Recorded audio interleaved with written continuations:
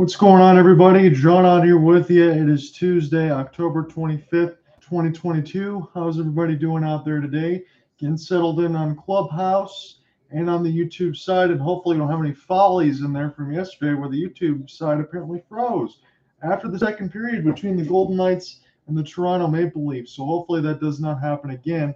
Let me give you your starting lineups for the Pittsburgh Penguins. It sounds like this: Sidney Crosby, Danton Heinen, Ricard Raquel, with Brian Dumoulin and Chris Letang on the first line defense. Evgeny Malkin, Brock McGinn, Brian Rust, Marcus Pettersson, and Jeff Petrie. It's Jeff Carter and Drake Kagula with Kasperi Kapanen, Pierre-Olivier Joseph, and Jan Ruda. And then Ryan Poling, Sam Poland, and Josh Archibald. Casey DeSmith will get the start in net for the Pittsburgh Penguins. And for the Calgary Flames, it sounds like this: Elias Lindholm, Jonathan Huberdeau, Tyler Toffoli with Mackenzie Weegar and Christopher Tanev. It's Nazem Kadri on the second line with Dylan Dubé and Andrew Mangiapane, Noah Hannafin and Rasmus Anderson. Michael Backlund, Blake Coleman, and Trevor Lewis will be on the third line with Nikita Zadorov and Michael Stone. And then Kevin Rooney, Milan Lucic, and Brett Ritchie will round out line four with Jacob Markstrom in net. So I just want to give you a little bit of the starting lineups. We're not really underway yet, but let me give you some stats. So Pittsburgh, 4-1-1 on the season. They're coming off of the back-to-back. So it was a 6-3 loss to the Edmonton Oilers. They went out to a 2-1 lead, and then all of a sudden, here comes Edmonton, and it was just off to the races there. Pittsburgh could not stop the offense that was being provided by Evander Kane and Leon Draisaitl. So out tonight for the Penguins are Teddy Bluger and Jake Getzel. Jake Getzel, that's going to be a big one right now. They're showing on the Sportsnet feed Sidney Crosby, notable hot streaks to start the season. 11 points in 6 games. It was only bested by 12 points in 7 games, if you want to call that best. So Crosby is really off to one of his better starts that he's had in a long time, and he's still proven to be one of the best players in the NHL. And for the Calgary Flames, they're 4-1 in the season. They're coming off of a 3-2 win on Saturday when you were joined Cooper Hopkins and I in Clubhouse on the YouTube side. It was a 3-2 win. Calgary was down 2.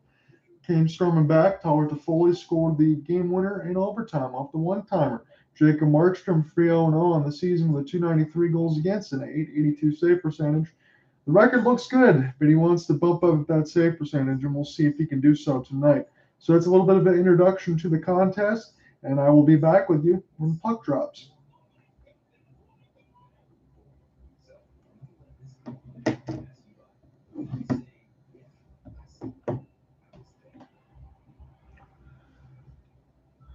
So we're not underway yet. It's going to probably be about 10 minutes before we hit the puck drop. So anybody on the YouTube side, again, I humbly apologize for yesterday. Apparently the camera just stopped after the second period. I looked at the replay. I see my 270 views. I'm thinking, oh, that's pretty good. How much more could we have gotten with everyone else that was following along if everything would have worked? So I humbly apologize for that. I hope it does not happen again.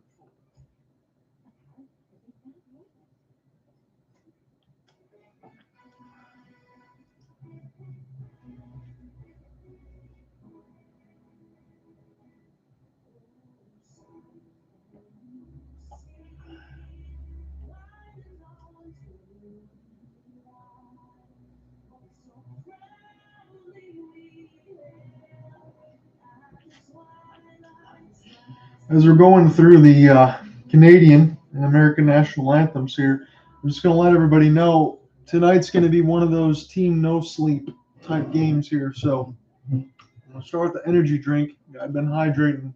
So we're going to get through this and do the whole game tonight, and then I'm going to get my rest and everything else apropos. So I'm going to do the best I can to power through it here tonight and give you the full broadcast and do the game story, hopelesssportsguy.wordpress.com, as always. Because I know I said I might miss a midweek game. I'm not going to miss this one. So going to be here no matter what. We're going to power through it tonight because I want to watch this one with all of you. So Pittsburgh 4-1-1 on the season. As we said, Calgary 4-1. So I want to know what happens here with Pittsburgh after getting their barn doors blown off by Edmonton 6-3 and then going back into the Saddle Dome in those barn doors and then seeing what happens against the Flames. So this should be a good contest. Pittsburgh has been pretty sharp. Casey DeSmith also 0-1 on the season. He's got the one overtime loss. It's always got in his record designation with a 286 goals against and a 923 save percentage. Sidney Crosby, as I said, 4 goals, 7 assists, 11 points. Zucker, Malkin, and Rust all have 6. So Pittsburgh has been getting everything that they need out of the production right now, but with no Jake Getzel on the first line here for Crosby, that's going to make things a little bit difficult as far as getting the offense going. And for Calgary and all the Canadian teams at that, you know the narrative by now so early in the season. It's about starting on time. Calgary hasn't done that. Edmonton hasn't done that. Vancouver's done that, but they haven't held leads. And then Ottawa, they've been good a little bit of late here because one of the Canadian teams in Toronto just got dominated by Vegas last night. So it's kind of been the morale and the ring around a little bit for all of these Canadian teams, but we'll see if that ends up sticking through. Is Calgary is still on the 9 out of 10 really in the homestand. They're staying in Alberta for the first 10 games because, again, as we said, only last week it was the Battle of Alberta, and then again we're going to be doing that again on Saturday if it's Cooper Hopkins and I, or I'll be doing Game 2 of the World Series at that point. So first 10 games for the Flames are in Alberta. 9 of them are at the Settle Dome. So what did we say was going to be a good homestand? It would be 7-3, 14 out of 20 points. And we'll see if that's going to end up being the case here for the Flames. So just because Pittsburgh had played the last night does not mean Calgary is not going to be able to start on time again and get away with it. They've got to find a way to come out in the first period. I'd like to see Calgary come out in the first period and actually take the lead, get the pace of play, and figure out what they want to do, find their game early.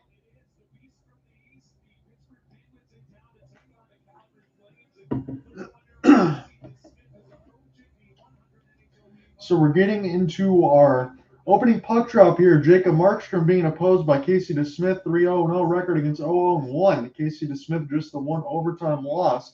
Going to get an opportunity here to see what Casey DeSmith can do in exchange for Tristan Jarry, because it's a back-to-back here for the Pittsburgh Penguins. They lost 6-3 to Edmonton just last night, so now they got to play the Flames. That cannot be easy, and now it is underway. So hopefully, again, I humbly apologize for any camera issues last night. Hopefully we don't have that situation again. So Pittsburgh wins the draw and dumps this in deep as Mackenzie Weegar lost it in the right side red line. Christopher Tanev will come back to pick this one up. He's going to play this off the kick plate to Nazem Kadri. Tanev, now to Kadri. This could be a chance. Kadri still holding to the right wing side. He missed it all with the wrist shot and went up and out of play. He had Dylan Dubé on the left circle, but he elected to shoot. But honestly, everything Nazem Kadri's done so far for the Calgary Flames, you really can't deny the impact that he's made, helping to pry the puck loose in his own end and then off to the races there. Maybe could have passed, but it was probably a good look because Pittsburgh on the back end with Chris Letang and Dumoulin recovering that with Dylan Dubé in the slot. So face-off one here by the Flames. Rasmus Anderson will pick it up as Jonathan Huberdeau eludes a check. Huberdeau now near the right side dot as this gets turned over. Now Pittsburgh will race right to left across your radio dial. Danton Heinen now trying to find it again. No Jake Getzel here tonight for the Pittsburgh Penguins, so he's normally on that first line with Crosby. We'll see how Pittsburgh rebounds after getting pounded against Edmonton 6-3 last night. Pittsburgh has it in the offensive zone. Jeff Petrie, since coming over from the Montreal Canadiens, and it goes just wide as Evgeny Malkin had a doorstep tip, but it just eluded Markstrom. Now that could have been a chance for Pittsburgh to get on the board early. Jonathan Huberdeau is still trying to find in Elias Lindholm. We'll play this one back up to Tyler Toffoli. Tyler Toffoli with a long wrist shot on. And the first line is going to take a change for Daryl Sutter's squad. It's Pittsburgh now trying to break out of their own end from a long Casey DeSmith pass. This goes around for Heinen. Try to get pick up near the right side dot. Poulin also knocks him off the puck, one of the Calgary Flames, as it stays with the Penguins. Falling in their own zone, trying to pick it back up, but the Flames will get to this puck near the neutral zone, and they will dump this in. As Huberdeau will get this in deep. Now Blake Coleman trying to go with Michael Backlund. Backlund now on the left side red line. Still trying to work this puck over and around the boards. Slap shot around the kick play picked up by Coleman in that same spot. He's on the left side red line now, holding on the back off near the circle.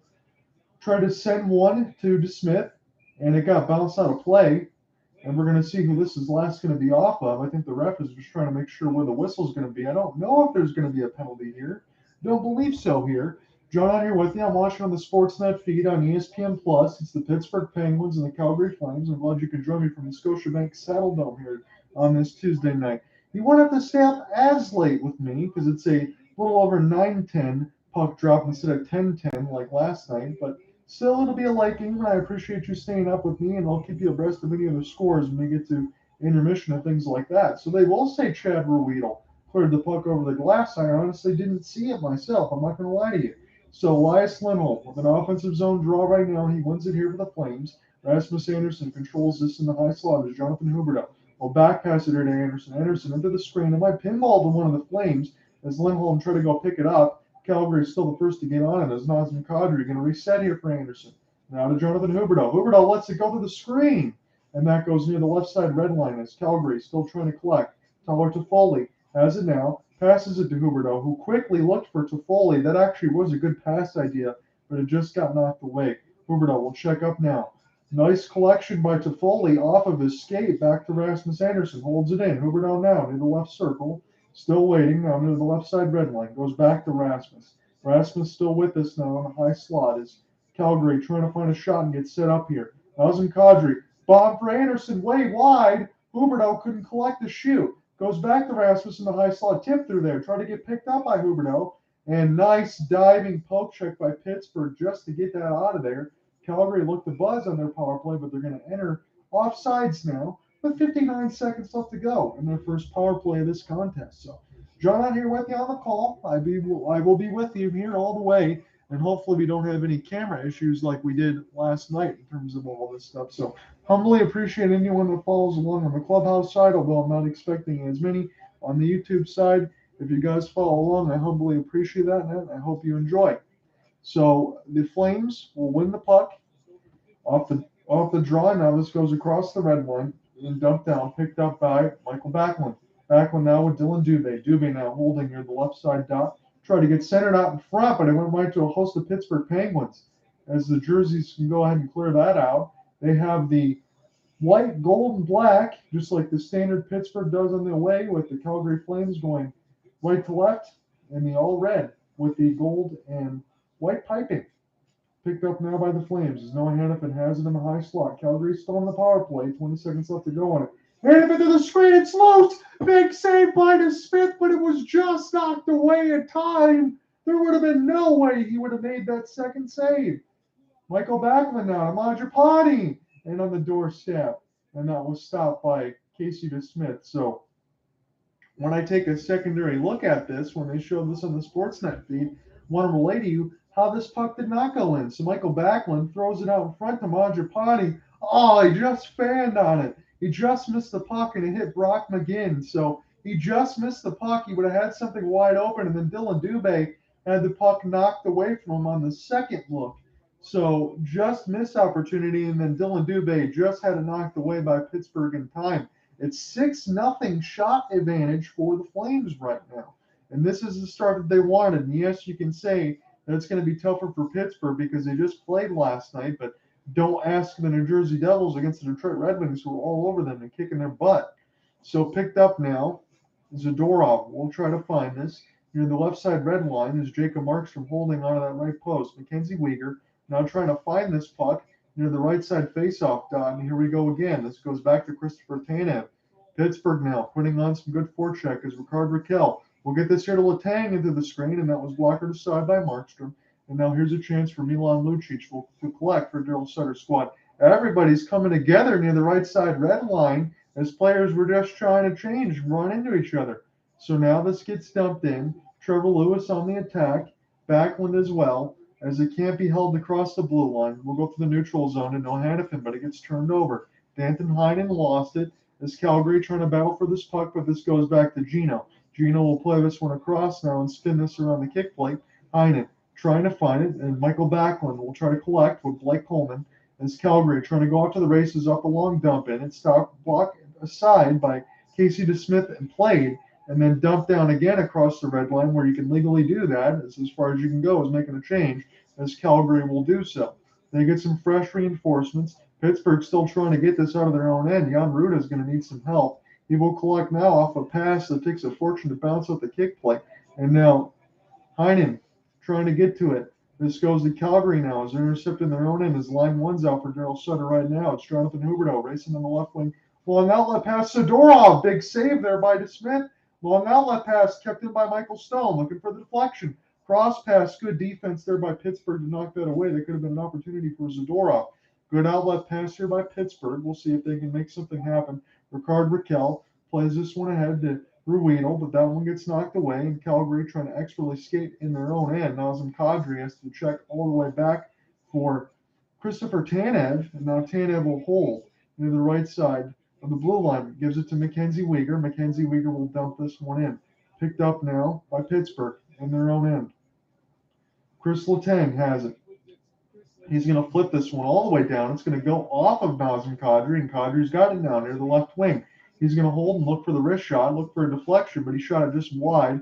And now here's a chance for Pittsburgh with Brian Rust. Mackenzie Weegar will cancel him off the puck near the right side red line as Andrew Mangiapane also tries to join in with Ricard Raquel. Rust still with it. Weegar still trying to find it. Nice play by Crosby. Leaves it here for Letang in the high slot. Give and go by Crosby, but his pass was too hard, and it went all the way back, and Brian Dumoulin has to go check up. So Dumoulin now in his own end as the Pittsburgh forwards can take a change. Kasperi Kapanen, third line now out there for Pittsburgh, and the shot goes just wide as Jan Ruda able to pick this up now with Chad Ruedel. He banks this in off the kick play. Rasmus Anderson goes down. I think he might have taken a stick, but the play is still live. Dylan Dubé trying to get this out now as his bounces back to Hanifin. He flubs on the backhand. It could be an opportunity for Pittsburgh as Ruedel trying to keep this in the zone, looking for a pass for Heinen. Coleman trying to collect it. He turns it over. It's loose in the middle of the slot. Calgary just trying to get this out right now. Pittsburgh has yet to collect the shot, but they've been dangerous over the last couple minutes because they kept it in the zone. Heinen keeps this alive, and Ruedel will try to check up as he banks this in off the kick plate. Coleman fights off a big hit by Ruda, and now this goes to Michael Backlund. Backlund's by himself. He tries to get to the traffic. He loses his glove, and this goes back to Danton Heinen now.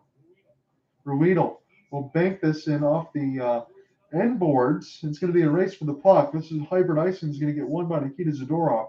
So 11:59 left to go in this fast-moving first period. We're still scoreless. Calgary's got a 7-0 shot advantage right now in this game, but we are scoreless. So confidence so far here for the Calgary Flames with their shots, but over the last couple minutes, yes, Pittsburgh hasn't gotten any shots yet on the board, but they've been able to try to create some pressure there. So Markstrom's had to be alert. Pass out in front, Tyler Toffoli missed it all on the one-timer, but it falls back to Weegar in the high slot. Weegar plays this to Tanev. Tanev into the screen as this goes back to Jonathan Huberdeau. Weegar now, bomb shot, try to get deflected there, but Elias Lindholm will try to go back and pick this up as Pittsburgh just trying to get out of their own way, and the Zebras trying to jump out of the way as Malkin had to bounce away from the puck. Here comes Mackenzie Weegar on the left side of the faceoff dot. Try to get spun around for Elias Lindholm. He does get to it, and now this is a chance for a great backhand move. What a steal by Malkin, but he ran out of speed. That was a backwards pick with a no look with a stick reach. That's incredible. So Petrie picks it up now, and this will go back to the second line defense here as Pittsburgh loses this into the neutral zone. Milan Lucic now will circle and now gets to dump in here. Casey DeSmith will just watch it go by alongside the inboards as Matherson will get this in deep for Pittsburgh. Play this in off the kick plate. It's going to be a one-on-one. It's won by Calgary as it will just knock this away with the help of Nikita Zadorov. So a penalty might be called or a delayed offside. I saw a hand in the air. Nazem Kadri with the wrist shot. That one goes up and on a play, and we'll see if there's any extracurricular. I don't believe so. 10:35 left to go in the first, but I was wrong on the first one. I didn't think there was going to be a penalty, but one was cleared over the glass. So 10:35 left to go in this first scoreless first period. It's been physical. A lot of shots for Calgary. Come right back. If you want to be part of all the NFL action, no one gets you in the game but FanDuel. This Thursday night, when the Ravens take on the Buccaneers, FanDuel's giving all customers a no-sweat same-game parlay. Just play same-game parlay on Thursday night's game, and if you don't win, you get it back in free bets. Make every moment more with FanDuel, America's #1 sports league.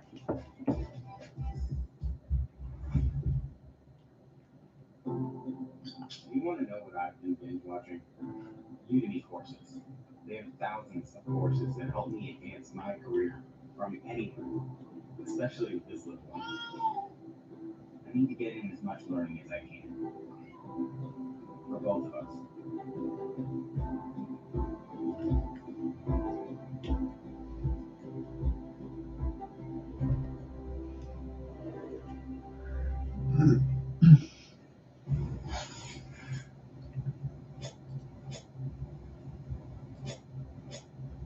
Don't have anyone in on the YouTube side just yet, so that's fine. So not really going to go through any other scoring updates just yet.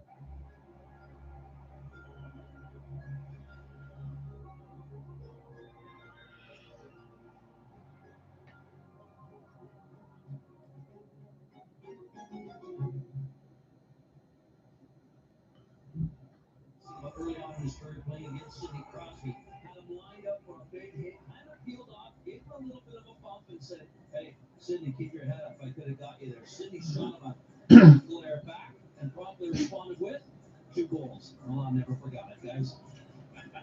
Great story there, Ryan. And not a thank you or anything, but just one shot here. Andrew was asked about that too. I think it was you, Ryan. So it's going to be an offensive zone draw here for Calgary with a chance, and was able to get one against Sidney Crosby. So an opportunity to have some puck possession here for Calgary. They've been good at it in this first period so far. We're getting close to the halfway marker of the first period, and already I can't believe it. I was feeling a little bit tired going into it, team no sleep kind of game, but this has been a fast moving first period, and it's been fun. But for Pittsburgh, they don't have a shot yet. So Letang try to play this one here for Crosby, gets it back into the screen. Crosby looking for a tip, and that might actually be the first one of the contest here for Pittsburgh as we hit the halfway marker. Here comes Calgary on a 3-on-2 developing. Huberdeau. And this one gets blocked aside by Casey DeSmith. It's still live as this goes down to Michael Backlund and Coleman. They were the ones that were circling out in front. And this falls back to Sidney Crosby. Crosby will play this to Brian Dumoulin, and Chris Letang will be waiting on an open right side. Dumoulin's going to take it himself right now. Long outlet pass by Dumoulin. And again, we will see how Pittsburgh responds coming off of the 6-3 loss, and also no Jake Getzel tonight. Jake Getzel, as much as you talk about Sidney Crosby, you got to talk about Jake Getzel putting biscuits in the basket, so to speak, because when you don't have that kind of production in there, that could make things difficult, especially for how good Calgary has been this year. 8-2-2 record the last 12 games versus the Penguins with the Calgary Flames.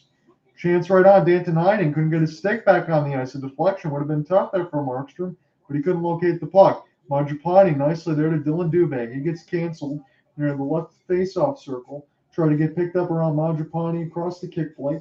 Mangiapane will try to join in now. Slap shot there from Michael Stone. Another opportunity. What a stop there by DeSmith. It seems like he never moved. He just took the 90-mile-an-hour bullet, and he was unfazed. I like the poise there. Outlet pass. Here's a chance for Heinen as he tries to pick up this puck now here for Pittsburgh. Again gets canceled off. And now Kasperi Kapanen has it now near the left side circle. He tries to still hold. Slap shot there for Dumoulin. That gets bounced off of Markstrom. Now it's in the left side red line. Picked up now by Elias Lindholm there momentarily. Michael Stone's going to need to come in there and help as Calgary finally having to battle with some sustained zone pressure here by Pittsburgh. 8:15 left to go in the scoreless contest right now in the first period. John Henry with you from Scotiabank Saddledome in between the Pittsburgh Penguins and the Calgary Flames. Pittsburgh 1-1-1 on the road, 3-0 at home at PPG Paints. But right now, they're on the road at Scotiabank. This spins around Casey DeSmith's net. And now this goes back to Chris Letang. Chris Letang will get an outlet pass to Ricard Raquel, but it gets turned over. Milan Lucic. A casual center there. Brett Ritchie trying to backhand one on, but I don't think Casey DeSmith actually got a piece of it. It was just read by the Pittsburgh defense. Gets backhanded in. Kevin Rooney will try to get this in deep with Milan Lucic as Pittsburgh now heading in their own end as Heinen tries to get a piece of that with Poling. Poling now waiting near the left side red line. Ritchie just trying to locate the puck and help out Calgary. Pittsburgh with Jan Ruda will get this one back to Joseph. Joseph lost it near the kick plate. Jan Ruda is going to have to go back behind the goal crease and meet his netliner, Casey DeSmith. Outlet pass there by Jan, and it goes down the ice. It's going to be iced, and Rasmus Anderson will touch. So Pittsburgh cannot change. 7:14 left to go in the scoreless first period. John here with you from Scotiabank Saddledome. I'm watching the Sportsnet feed of the Calgary Flames and the Pittsburgh Penguins. Glad you could stay up late with me here tonight. And again, it's not as late as last night, so I don't have to use that same line. You get a 9:15 start instead of a 10:15 start.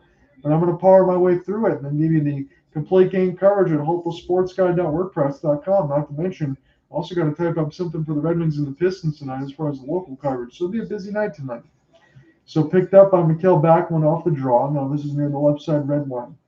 Coleman out there with Lewis trying to jostle for this puck and pry it loose. Casey DeSmith is just going to hold near that left side post. It does get free. Now there's a chance for Hanifin. And DeSmith saw it all the way, even through the screen. So 6:57, we get a stoppage. As Hanifin had a bid, but it was stopped there by the Pittsburgh netminder. Come right back. We're still scoreless. 6:57 in the first.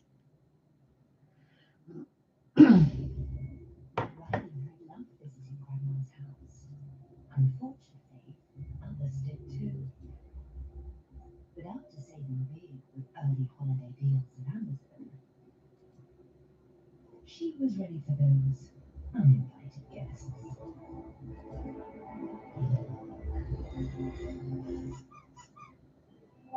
He's a good boy. Apparently, the big bad wolf. You can be well dressed. You can be well mannered. Oh, no. Not you. You can be well groomed. Or even well spoken. But there's just something about being well adventured. Adventure has a new look. Discover more in the all-new Subaru Forester Wilderness. Look, it's what makes Subaru Subaru. Why is Roger happy? It's the little things Carvana does. See, Roger wants to sell his car stat. Little things like getting a real offer in 2 minutes really make Roger happy. So is Carvana's customer advocate Kid, picking up his car at roughly 10 a.m. Hi, are you Roger? Brooklyn, with the Honda Accord? Yes, I am. It's right over there. Will I be getting... And he loves that Kid pays him on the spot. Yeah, Raj? It's the little things that drive you happy. They'll drive you happy at Carvana.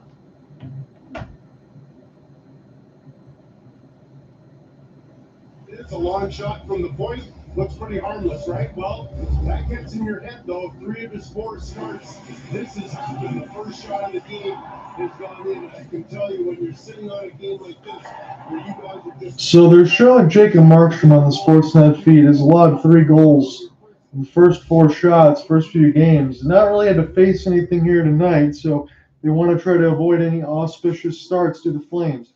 Back underneath the action right now, Flames got the long shot on right off of the draw win. It's 11-1, the shots in favor of the Calgary Flames right now. Picked up by the Flames. Blake Coleman tries to fire this one through, and this went right to the glove hand. And breadbasket to Casey DeSmith. He's going to hold on. 6:41 left to go in the first, so they showed, again, Jacob Markstrom on the break as far as giving up goals early, but he's only had to face 1 shot here in this first period, so 1 more shot than I right now, as I would say. But it's been good right now for Calgary. They've done well as far as getting some pressure in there, but Casey DeSmith off of Blake Coleman, that was a pretty good wrist shot, but that went right into the catching glove of DeSmith. So second start this season, 36 saves and a 3-2 overtime loss to the Montreal Canadiens. So now this goes down the ice. Mackenzie Weegar will check up there with Christopher Tanev as he plays this one across. Outlet pass, good block there by Dylan Dubé, just to be able to create some more pressure. Spun around the kick play now. Tanev trying to get this one loose as Dylan Dubé will go back and check out Mangiapane now. We'll pick this up. Tanev plays this one back, slap shot into the screen, bounce up in the air. Where is it? I think it might be on the top of the net. As Casey DeSmith will grab and freeze. That was an opportunity there for Mangiapane. It is on the top of the meshing there. You don't see that too often. The Zebras will collect, and we're going to do this again. So in the slap shot, it was tipped from the point, and then it just landed right on top of the net, and Casey DeSmith throws it. So typical contest here for me when you see things you don't often normally see, but that was a good tip there by Mangiapane, and also good job for Letang just to kind of push him out of the way just enough. So Kadri on a 5-game point streak, 2 goals and 4 assists right now. Kadri in on the draw here for the Calgary Flames. 14 shots to 1. Flames still looking for that first goal, and so is Pittsburgh for that fact. This goes back in behind the net of DeSmith. try to get picked up by Mangiapane. Now Dylan Dubé will hold near the right circle. Dubé now crisscross as Kadri got it near the left side red line. He got punished now. Mangiapane still working up the backhand. He's just going to put this. There's Zadorov with a bomb to the screen. As Dylan Dubé now will go back and find it. Mangiapane set it out front for Kadri. Scores! What an offensive pressure for the Flames! And they finally get one on their 15th shot in the first period. 1-0 Calgary with the edge. Who else? Nazem Kadri, Mr. Everything right now for the Calgary Flames. And I will say this, I'm not going to blame the Colorado Avalanche because you can't keep everybody from a Stanley Cup winning team, but I cannot understate is what a gorgeous behind the net pass from Mangiapane. Was that a no look? I think that was. But you can't afford to keep everybody. Dylan Dubé also working into the screen. No look pass to Kadri. That was gorgeous. Can't keep everybody but Kadri, man. He's just been so good. I just don't know what else to say right now. I understand he's a little bit long in the tooth, but you would think out of that 7-year deal, the first 3 or 4, you're going to get everything you want. Here come the Flames again as Elias Lindholm's bid goes high and out of play. So this is going to be another offensive zone draw. So Dylan Dubé fights through the traffic, and then Mangiapane just sends one to the right side red line, drops it for Kadri, and he finishes with a no-look back pass. That is a gorgeous, gorgeous goal. Come right back.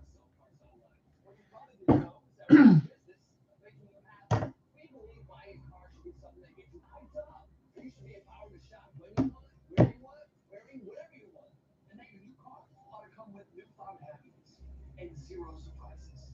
So we promise that we'll treat you right. We'll put you in control. And all of us will stop at nothing and drive you happy. No problem. At Carvana. Get Black Friday deals now at Target. Save on the hottest things to get ahead. Plus, discover new deals each week. Get low prices and great deals so you can holiday your way only at Target.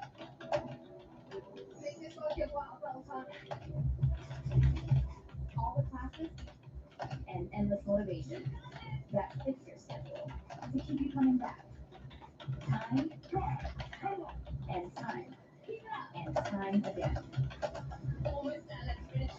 That's why 91% of households that join Peloton are still active Peloton. Motivation that moves you. Rent a Peloton bike or go to club. Terms apply.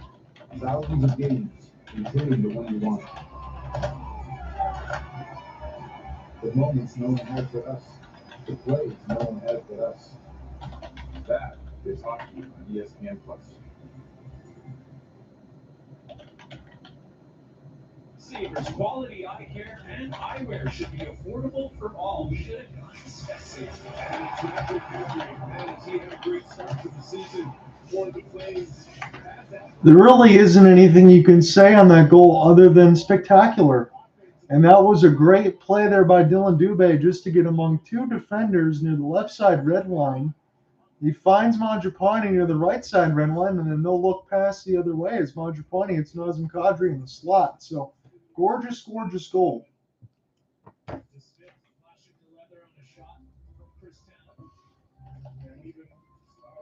So that gave me just enough time to get all the stuff in the notes in there. So I always like that. Nazem Kadri on a 6-game point streak. So back underneath the official action, shot from the faceoff was just held there by Smith, and now the puck drop is back underway. Nazem Kadri now on a 16 point streak. Picked up now Tanev into the long wrister. Where did it bounce? It bounced in behind the net of the Smith. Now Calgary looking for an outlet pass right out front. Jonathan Huberdeau on the doorstep. And Casey DeSmith will locate and hold. 18 shots to 1 in favor of the Flames right now. So Bob McMillan had an 11-game point streak for the Atlanta Flames. I believe that's what it was called in 78-79. Cooper Hopkins will be able to tell me if he was in there. Franchise record for the longest point streak to start a season. Looking off this last attempt, it looked like Tyler Toffoli was able to tip that one. And that almost went in too. So Noah Hannafin had his big get blocked. This gets kept in there by the Flames. Really isn't anything that hasn't gone right for Calgary right now in this first period. But now here comes Pittsburgh. It's a chance for them to win this race. And now here's a chance for Pittsburgh off of the long shot there by Heinen. It's picked up now Chad Ruedel trying to locate this. It's Calgary now trying to get this out. Trevor Lewis took a stick. This stays here with Pittsburgh. Bomb shot goes just wide of Markstrom. As Pedersen let it go, it's loose into the slot. Picked up by Calgary, but it's not out. Jonathan Huberdeau got to get back and play defense. He's trying to cover that point. Picked up now by Pittsburgh as it's going to be a delayed penalty against the Flames. That will give Pittsburgh a power play. That's an opportunity here for Pittsburgh just to get something going. The shots are 18-1 in favor of the Flames. They're up 1-0 on the scoreboard, courtesy of Nazem Kadri. Jeff Petrie will hold as it's a delayed penalty until Calgary touches. They do. It's at the 4:20 mark, and we will see right now who's going to go to the box for the Flames. Sounds like Trevor Lewis is going to be going to the box, and after he got a stick, he took a little bit of a trip there, a little bit of an embellishment by Petrie, but also something that he didn't like. Trevor Lewis wanted to respond to it. He responded to it in a negative way. He's going to go to the box. It's going to be a 2-minute minor for hooking at the 15:40 mark of the first. So John out here with you from Scotiabank Saddledome right now. It's 18-1 in favor of the Flames. Casey DeSmith seems to have an equipment issue with the skate near the right pad. So they're going to get that squared away. So it's going to be an elongated breather here, and that might work out well for Pittsburgh, honestly. So Mike Sullivan is looking on.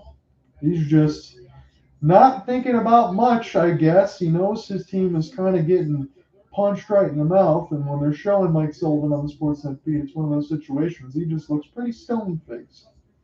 So we'll see what happens with the Pittsburgh Penguins on the power play. This is a big opportunity for them. They're 6 for 24 on the power play this season. That's good for 25%. Flames get this one dumped down the ice. Flames penalty kill pretty good so far, 85.7%. That accounts for 18 out of 21. And now Pittsburgh trying to go left to right across the timeline. Brandon Rust, nice give and go. Brandon Rust into the traffic, big shot. Blocker to side there by Markstrom.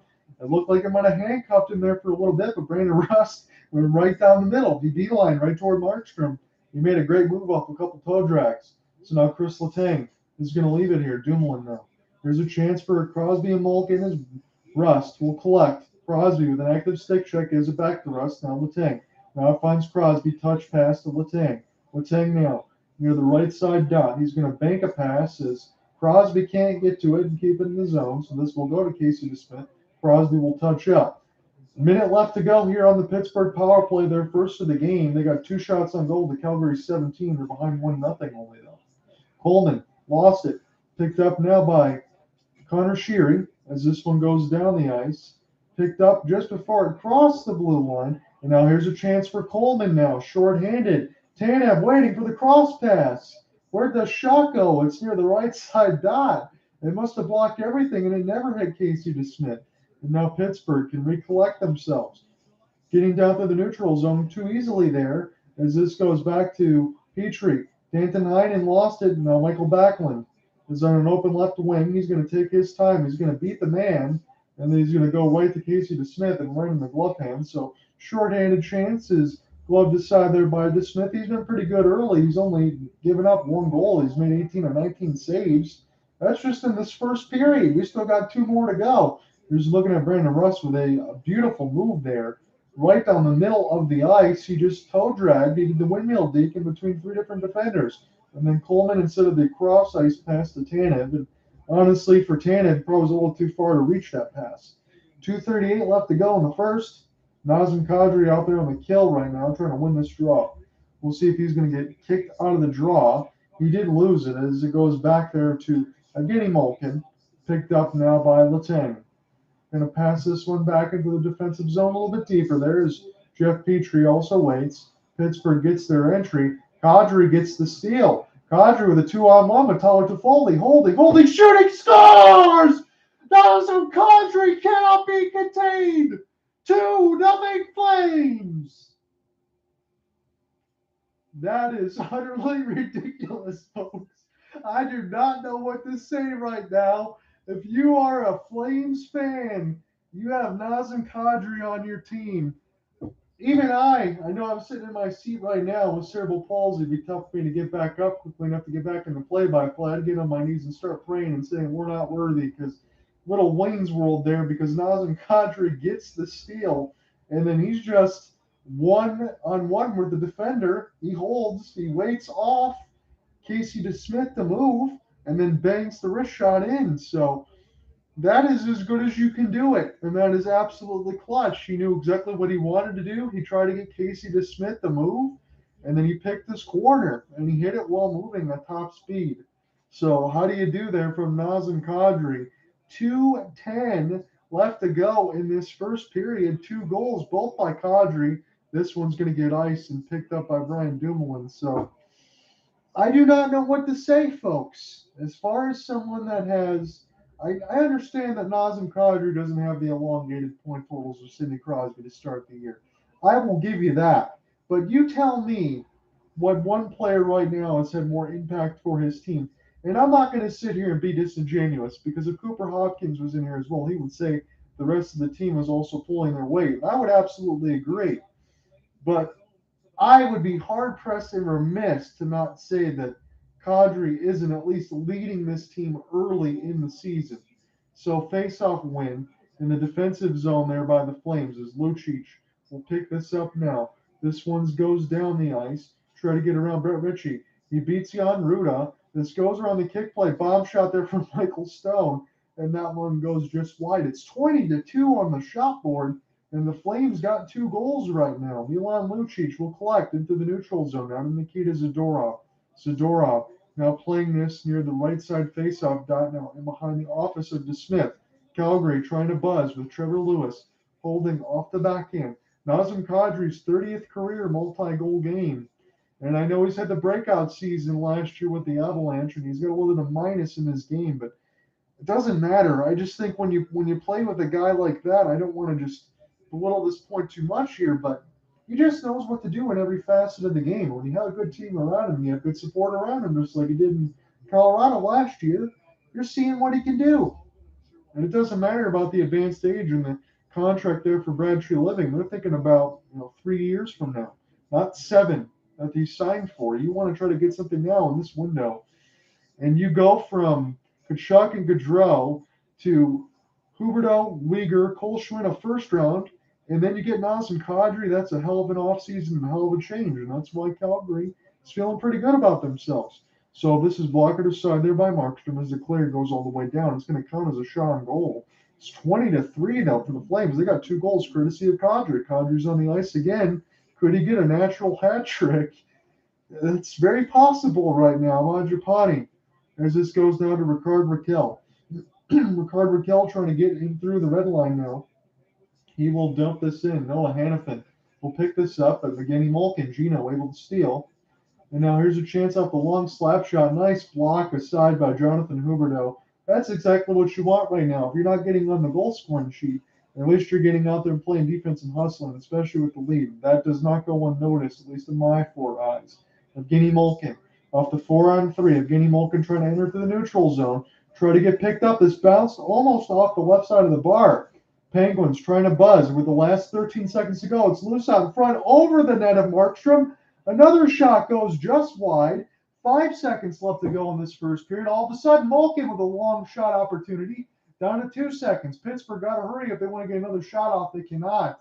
So now the shot board is 20-5. They had a little bit of life over the last 15 seconds, but that's going to end the first frame. 2 goals courtesy of Nazem Kadri. 2-0 Flames after 1. When we come back, let's call the second period action in a little bit. So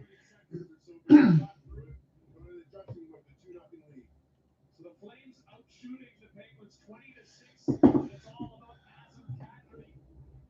He's on a hot 6-game third point streak, his 3rd and 4th of the season. And the first is 2-0 for the Flames coming out of the first intermission. Gave an effort his pal and Ryan Leslie with his line beats the Hunt's swings off.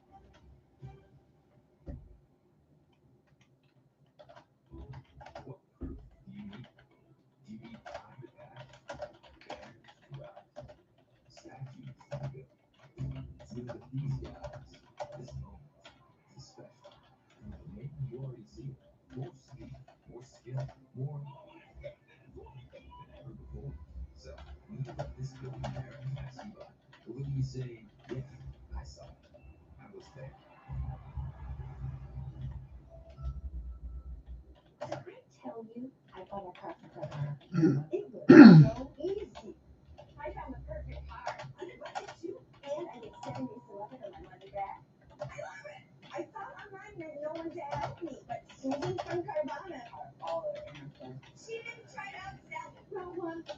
because they're not salespeople.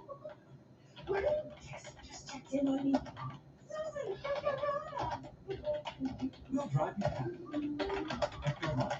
I'm Jason. We know there's people who just It's your day to be there. get you. And while there may be a few that won't, there's always more that will. So widen the circle, make room at the table or the dance floor. Nice view, that lady. And always ask me to pull up a chair.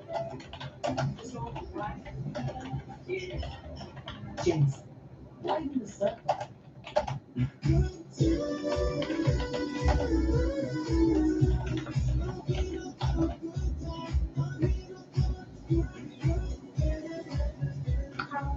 Made easy. That's totally What's going on, Nina? How are you doing? Appreciate anyone following along on the YouTube side. This has been a unreal effort right now from Nazem Kadri. He's got the first 2 goals. Really isn't much of a reset that we need to make, but I will go ahead and do that. So Kadri gets the first one from Mangiapane and Dylan Dubé with the primary and secondary assists. Dylan Dubé fights near the left side of the red line. He beats 2 Pittsburgh Penguins in the defensive zone. He gets a pass to Mangiapane on the right side red line. Mangiapane makes a no-look between the legs pass to Kadri right in front of the high slot. He roofs it on Casey DeSmith and makes it a 1-0 lead here for Calgary with 14:11 to go in the first. And then at 17:41 mark, just before close, Kadri gets a steal as the Pittsburgh Penguins trying to clear in the neutral zone. He has Thomas Toffoli open on the left wing side on a 2-on-1. He's able to look off Toffoli in the last minute, get Casey DeSmith to move, deke at full speed, and then snipe the corner and shoot. Kadri gets his second. He's got, 5 on the season? I want to make sure that I get that right on the ESPN box score. No, he's got 4 on the season right now. So he's looking for a natural hat trick, folks. What is that? So hat trick, is 3 straight goals. A natural hat trick means you're the one that scored the 3 straight goals, no one else. So that's what he's looking at right now. And let's get you the actual team stat numbers. After the first, it's been all Flames. So 20-6 is the shots on goal advantage here for Calgary. 8-5 is the hits in favor of Pittsburgh. 14-6 are your draws in favor of Calgary. Both teams have taken a penalty. Both teams did not score on their power play. And it's 2-0 after 1 in favor of the Calgary Flames. And I should send a message right now. I know Cooper Hopkins wasn't so busy. I would just say it's Kadri's world and we all live in it. Because I think he would laugh at that one right now. I don't know what else to say. I know I've said that a couple times here to end this first, but I mean, that was just, both those goals were sick. There really is nothing else you can say about that. Supreme skill at the highest level of speed and good defense. Yeah, what a period for the Flames. Super Bowl part of that as well. Kadri, we'll hear from him in a matter of moments, but let's show you some other action from around the National Hockey League. I'm going to, if there's no one on the YouTube side. We'll see if there is or not. I'm just going to go ahead and get a couple of my rewrites in, if you guys don't mind. Anyone else that's following along on the YouTube, if you have any other questions or other resets, since I have some local coverage that I got to do with the Pistons and the Red Wings, I'll get my rewrites during the intermission. If you guys don't have any objections. 3-1 wild win, and Fleury picks up the win in his home province. This could be a Stanley Cup final preview. The Rangers and the Avalanche.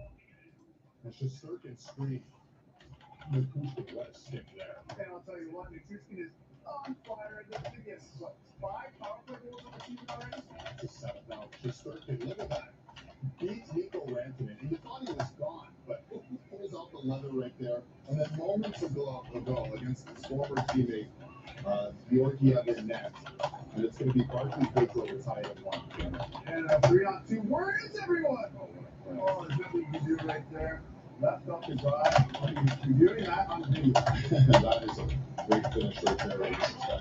1-1 White Stars and Bruins. Some rough stuff. Connor Clifton got into a huge brawl with Connor Miller there, and he uppercutted him right on the side of the ear. Boston trying to get a big win on Dallas right now. Looking on the Sportsnet feed for the highlights. David Pasternak has been absolutely outrageous. They get a goal there in between Ottinger. It's 2-1 with 1:03 in the second, and then the Bruins end up getting a 3-1 win over the Dallas Stars, who dropped back-to-back games.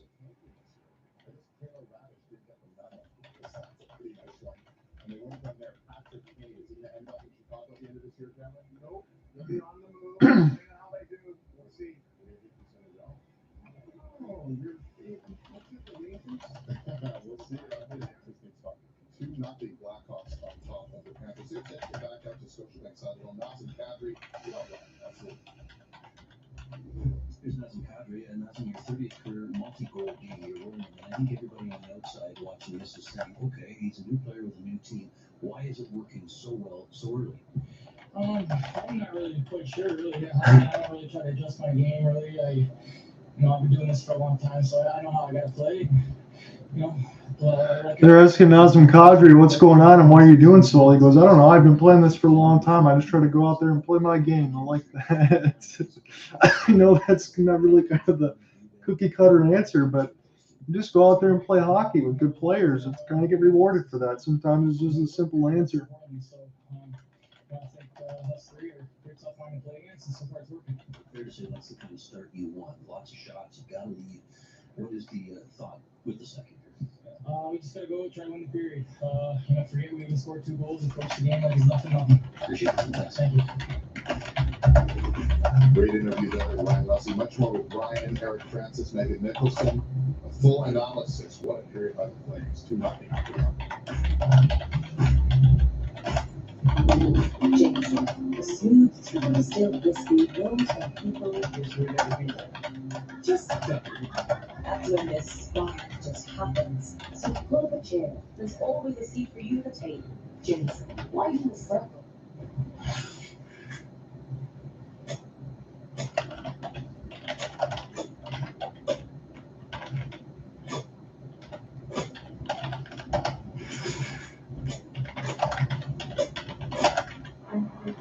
This might be the most emotionally charged match of the modern year. So Black Girl Hockey Club is all about building a community within the community.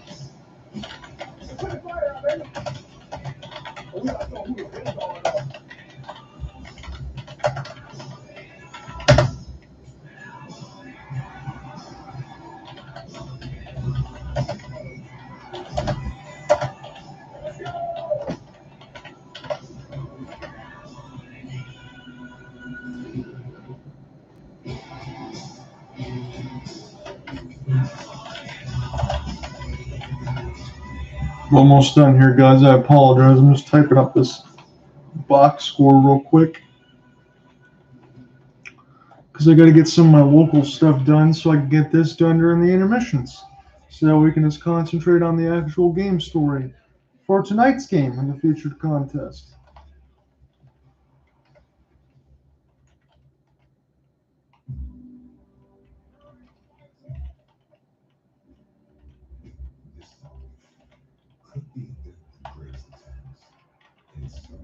This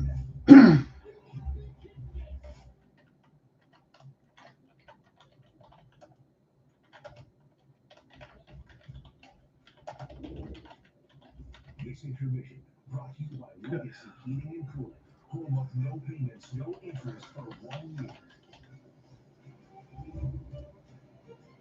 Welcome back to Calgary. 2-0 Flames lead after 20 minutes here at the Scotiabank Saddledome as we welcome you inside. Megan Mickelson and Eric Francis with us. And guys, that is a dominant first period. And they wanted to kind of put some of their game and they wanted to improve some areas, 5-on-5, that type of thing. But that is the kind of start. And I think Nazem Kadri, now with that point streak at 6 games, it's his 30th career multi-goal game. Eric, I'll start with you. He is better than I think people thought they were getting when they got him. Excellent point. Like, I think when people knew that the Calgary Flames were going to get Nazem Kadri, nobody really thought there's any chance he's ever going to get back to 87 points like he had last year. But that's not why he was signed here. He signed here to be a second line center like he was in Colorado. It's a great, more of a defensive style, or at least 200 per game, as the coach always likes to point out. And we knew it would take time to kind of mesh with his line mates, but I think he's doing a very good job. We knew that there'd be tremendous energy on that line with Dubé and Mangiapane, and that goal right there is a great example of those guys doing the dirty work, the hard work behind the scenes, and not Nazem Kadri sneaking into the picture and finishing it off. Megan, I don't think it's taken any time, and that chemistry has been instant. I had the opportunity to speak with him off camera this morning. I know her and Ryan mentioned that We're just in the middle of the intermission right now, so just clearing up some of the stuff in the office I got to do and get typed up here for local coverage with the Pistons and the Red Wings. We're going to get back into our featured contest here, kind of just talking about Nazem Kadri here on the Sportsnet feed, and for good reason. So let me give you some NHL scores while we're on the subject right now. I'm looking in the midst of this box score. We'll let you know what's going on. Normally I'd flip through, but I think I'm a little bit halfway done through this. We're going to get pretty close. So Devils get an absolutely dominating win over the Detroit Red Wings. They get their first regulation loss, so it's going to help my heart a little bit. 6-2. That's really disappointing in terms of the Red Wings because it was a back-to-back there for the Devils. Now they're 4-3 on the season, so we'll know if the Fire Lindy Ruff chants go away. Blackhawks all over the Panthers right now, 3-0 with 3:56 to go in the second. Avalanche and Rangers on ESPN, that's tied at 1 at the end of 2 periods. Our game is 2-0 Flames. Nazem Kadri with a pair of goals. And some late games here for you. Sabres and Kraken will puck drop at 10. Lightning and Kings at 10:30. Golden Knights and Sharks at 10:30. So I'll be definitely watching Lightning and Kings while I'm doing the game story. Some finals. Wild beat the Canadiens 3-1. Minnesota Wild gets a much-needed win to go 2-3-1 in the season. The Montreal Canadiens fall 3-4. And the Arizona Coyotes, they destroyed the Blue Jackets 6-3 tonight. So Columbus 3-5. They've won a couple of games. They scored 3 goals in the third, but that's going to be a loss that they're going to want back. And the Boston Bruins got a 3-1 win over the Dallas Stars. Dallas Stars drop back-to-back games. They're 4-2-1 now.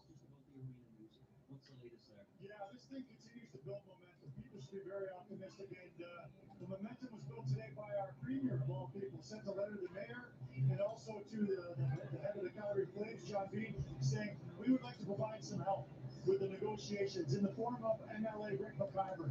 Very familiar with the city and the business community here, and I spoke to Rick about an hour ago, and there are no promises with this that the province will cough up some money, although a lot of people speculate that that may come with this addition.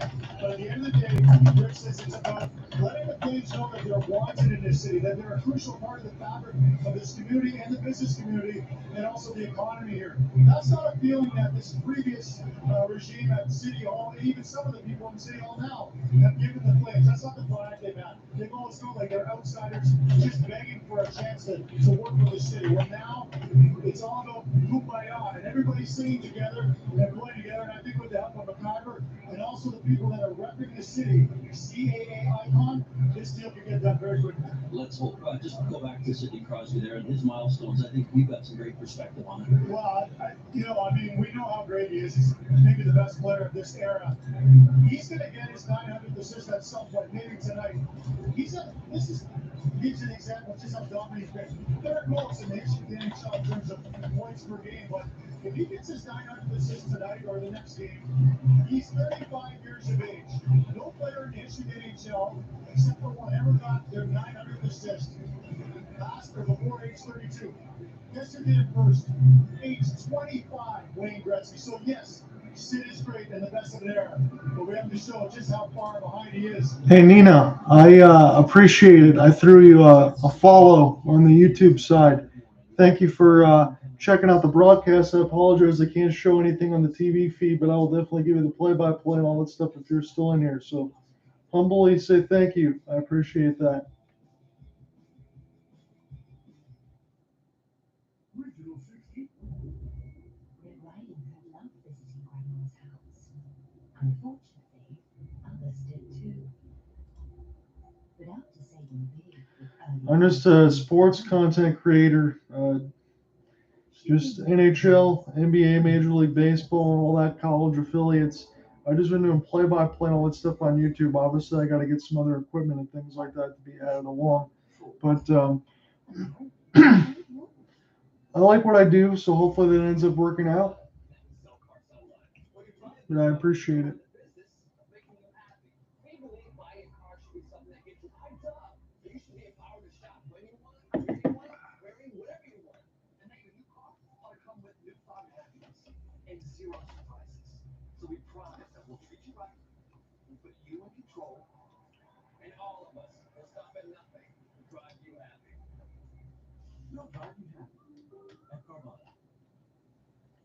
I knew you should have thought of her. I got this.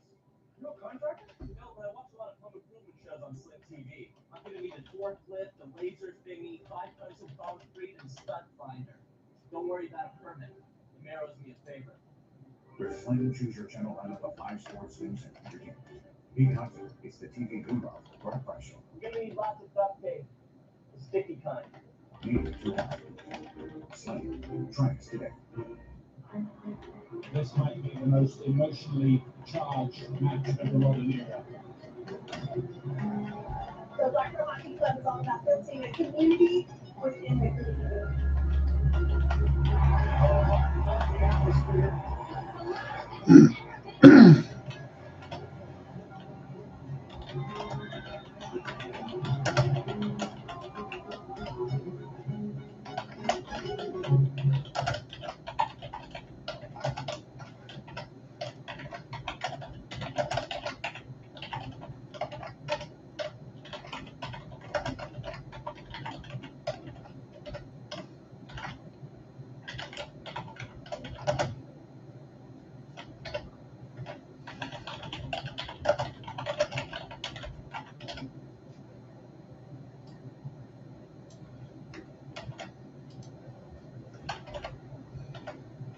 I've always loved building things, not just structures and skyscrapers, but teams and On Saturday, it was Connor David and the others who are looking for immediate redemption. They're going to have to St. Louis for a rematch tomorrow, 7:30 Eastern, 4:30 Pacific on Sportsnet and Sportsnet Now as we handle the back upstairs to Hunter Ryan. All right, so who would have predicted after that brilliant first period that the Penguins had in Edmonton, the next 3 periods they would be outshot 58-22 and outscored 7-1. And this is a team that has a 4-1-1 record. I didn't see that coming, but I kind of expect Hunter Ryan that we'll see a different Penguins team here in the second period. Post game last night, Sidney Crosby talked about the need to put together a full 60 minutes. And the Penguins have been a different team at home. Their home record looking pretty good, 3-0 undefeated at home and 1-1 on the road.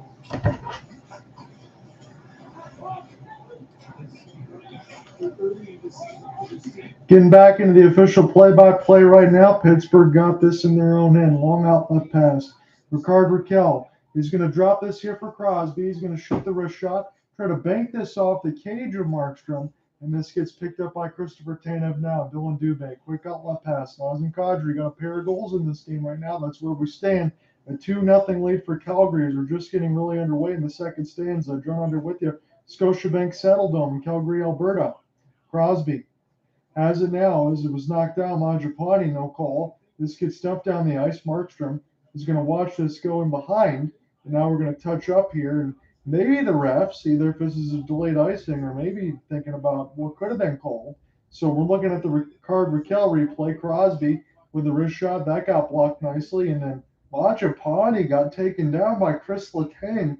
I thought that was going to be some kind of hook and hold, but they're going to let that one go. So a defensive zone draw win by the Pittsburgh Penguins. Calgary able to fall on it, though. Now it's in the high slot. Center there for Anderson with the bomb. Casey DeSmith just trying to find it, hold near the left post in Pittsburgh. We'll get this one cleared across the Flaming Sea. Picked up now by Rasmus Anderson as this gets picked back up now. Rickard Rakell lost it in between his skates. Jonathan Huberdeau will play this there to Mackenzie Weegar. Mackenzie Weegar now gets this one back down to Huberdeau as Calgary will try again. Left to right across your radio dial. Lindholm a little bit offsides into Foley and Huberdeau also as well. So we're going to do this again in the neutral zone with the puck drop. 18:35 left to go in the second. It was a first period that was dominated by Calgary. You make no mistake about it. Really all it was the last minute there for Pittsburgh where they got 4 chances. Markstrom had to be on his toes pretty much just 1 minute, the last minute of the first period. Other than that, all Calgary. Nazem Kadri with 2 pretty incredible goals. One was set up there by Dylan Dubé and Andrew Mangiapane to get Kadri in the slot, and then another one was a steal off the 2-on-1. Waits held off the toe drag and sniped the shot. It was as easy as you like, and it looked pretty gross. So pick back up now. Huberdeau gets worked off the puck, and Pittsburgh will keep this one dumped in across the red line now as this is picked up by the Flames. Huberdeau trying to break out near the left side faceoff circle. Long outlet pass. Trevor Lewis almost had it run right into him. And now this is bounced around the kick play where Pittsburgh can collect. They need to collect themselves as well. They're down 2-0 in this contest, but they just lost 6-3 to Edmonton last night. Heinen, long shot, picked up now by Calgary as that one gets blocked, and a battle into the neutral zone is won by the Pens as they can go back and check up it. Brian Dumoulin, Chris Letang is out there for Sullivan's squad. Dumoulin, long outlet pass from the right faceoff dot. This one's going to go down. The hybrid icing is going to get negated, so the puck is still live. Calgary just trying to get this out. Good active stick checks, forced a turnover there. Body by Zadorov just to pry the puck loose, but it's still with Pittsburgh. And now they'll just backhand this. Calgary is going to be thankful for that because that's going to stop any kind of offensive zone transition.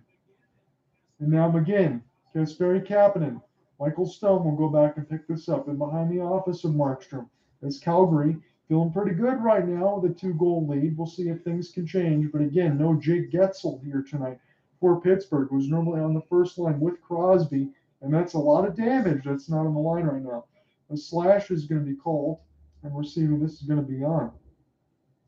I'll take a look at my ESPN box score and see if that updates right now. I haven't seen that just yet, but I'll let you know as soon as I see it who the slasher is going to be on. So this is against Pittsburgh. So taking a look at it on the Sportsnet feed, so Poland, he's going to get called for slashing there, no doubt about it. He got all the hands and none of the puck. So it's going to be a tough night here for Pittsburgh as they go back to the penalty box. And now we'll see what happens is Calgary immediately scores. That is tough luck. And is that Jonathan Huberdeau's first goal? So Jonathan Huberdeau gets his first goal here for the Calgary Flames. And immediately, as it was a penalty taken there by Sam Poland, right off the draw, it was Nazem Kadri who won it. Huberdeau held. Pass across from Rasmus Anderson might have been deflected there by Jonathan Huberdeau. So Huberdeau lets the shot go from the high slot near the left circle. That one does not get deflected by Toffoli. That one is just going to go in the net. So Kadri wins the draw, gets it to Huberdeau. Huberdeau gets in the high slot near the left circle, fires the shot. 3-0 Flames. So Jonathan Huberdeau finally gets that first goal in a Calgary Flames uniform, and You know, it would be interesting for me to see right now if he just starts to let the shot loose, because he did score 30 last season alongside with the 80 plus assists that he had. So this guy can definitely score, and see if that gets him going. Nazem Kadri picks up his third point of the game already. Dumoulin in the high slot looking for the screen as this gets picked up now by Brandon Rust. Rust trying to locate this thing near the left side red line. Letang in through the screen. And this gets knocked down. The refs immediately waved this off. 16-18 left to go in the second. So I did say one thing in the opening for our game. The Canadian teams were guilty of not starting on time. I think Nazem Kadri might be going to the box. High stick against Nazem Kadri. That's the wrong guy to go in the box here for Calgary. But they do have a 3-0 lead. So Nazem Kadri trying to fight for it. Yeah, he definitely got the stick right in the midsection of Rust. That one did not feel good. Kadri's going to go sit for high sticking a 2-minute minor at 3:42. So it's Tanev, Lindholm, Backlund, and Zadorov on the ice right now here for the Flames. 21 shots, 3 goals. 7 shots, no goals. That's what it sounds like as Calgary has got the edge, the advantage. One-time blast to Clapper. That one gets sticked aside there by Markstrom, and Crosby can't hold this in near the blue line. So Pittsburgh going to try to make something happen here on the power play. They've been gifted a couple, and then now they just really need to start making some inroads. It's not about getting them all back at once. It's getting one back and getting into this game and feeling some confidence. That's what Pittsburgh needs. I understand the back-to-back stuff in between Edmonton and Calgary, but they gotta show some kind of pulse here. I'm gonna say I'd have to call it if they need a goal right now. 2-on-1, Michael Backlund. He was looking for the slow wrist shot deflection there for the rebound to bounce to Lindholm. It did not. Poland is going to throw it here to Jeff Carter. Rebound, scores! That's exactly what Pittsburgh need. And Gino puts Pittsburgh on the board. It's 3-1 now. I felt like I had to call that, and I felt like I had to say that Pittsburgh needed that goal to get back in the game. And again, that's the wrong guy to go to the box, and Nazem Kadri, Mr. Everything there. And again, Mr. Everything on a kill. And Poland lets the shot go in between Jeff Carter. Another opportunity comes right back, and it's a chance to be finished there by Gino. So now it's 3-1. Big time opportunity there. Nothing else for Evgeny Malkin to do other than put it in the net. No chance for Jacob Markstrom to even make the save, and now it's a 3-1 contest. So a pair of penalties in between both sides in this second period have turned out to be the difference as far as goal allocation here. 2 power play goals on both sides. Now it's 3-1. Loose out in front again, and wow, that was just fanned on by Kasperi Kapanen. That looked like that could have been 3-2 just 10 seconds later. So now 22-11 are the shots. Evgeny Malkin scores the goal as Pittsburgh now within 2. 15-11 of the middle stanza. John on here with you from Scotiabank Saddledome, Calgary, Alberta. It's really the first 10 games here for Calgary. They got 9 of the first 10 at the Saddledome and 10 of the first 10 in Alberta, because their only road game they've had so far was the Oilers. So Poulin loses the draw, and this is rebound now by Calgary as they try to get this out of their own end. Elias Lindholm trying to elude a high stick as this goes back to Tyler Toffoli. Toffoli just trying to get it up in the neutral zone. Picked up now by the Flames. Elias Lindholm trying to work his way through an open right wing and trying to get around Kasperi Kapanen as this is dumped down across the flaming sea. Picked up now by Calgary as they get this in deep. Almost took a fortuitous bounce to Toffoli. Huberdeau trying to get on the puck as well. And now Huberdeau out in front trying to bang away at it. Holding on the right post there was Casey DeSmith as the shot got denied. Christopher Tanev from Mackenzie Weegar. Tanev weasels his way into the zone. This is a turnover. Nice work there by Tanev to knock off the man with the puck. From Heinen, picked up now Mackenzie Weegar. He just rattles this around the kick plate on the left side red line. Canceled off. Milan Lucic able to get a big hit in. And now here's a chance. This is going to be a long opportunity here. And this one is going to be picked up. Chad Ruedel trying to shoot short side. Mark's going to take no chances. He's going to hold with 14-11 left to go in the middle frame. Milan Lucic trying to punish Jeff Petrie. He got a big hit in on there just to try to sap that energy and take that body. That's what Lucic is known for. No, he does not wear a visor. He's ready to punch you right in the face and land some hits. 3,106 hits and 1,100 games here for Milan Lucic, 1,101. So Michael Backlund trying to get the defensive zone draw. We'll see if the refs are going to do this again. He cannot. Sidney Crosby wins a quick shot. That one goes just wide, trying to get picked up there by Brian Dumoulin. Dumoulin now for Letang. And this got tipped maybe by Christopher Tanev on accident, but Jacob Markstrom says, no worries.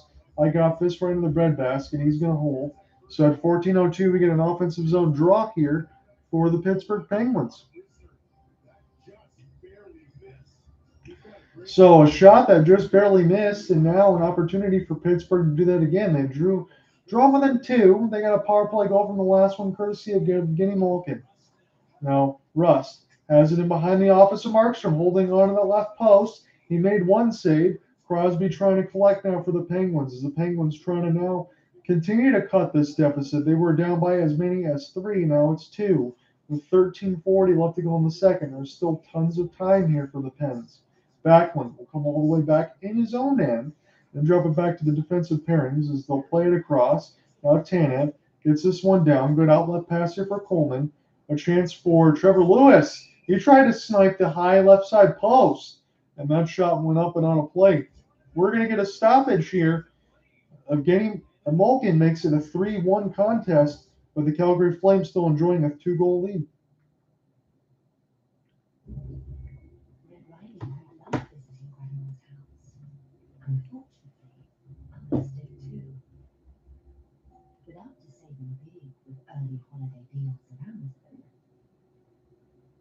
She was ready for those unguided guests. So for Sullivan's squad, I haven't seen much of the third line between Jeff Carter, Drake Kugula, and Kasperi Kapanen. And I'm not sure. I will say this. I'm not sure if Danton Heinen, I understand with the injury to Jake Getzel, you got to put him on the first line. I'm not sure if he is a first-line guy really in the sense of skill level, but you want to make sure you have some good centers in there. So I understand Jeff Carter probably has to fit that bill, but I wouldn't even mind at this point, maybe in the third period. I know Sullivan didn't do it last year, but he would do it occasionally during the power play.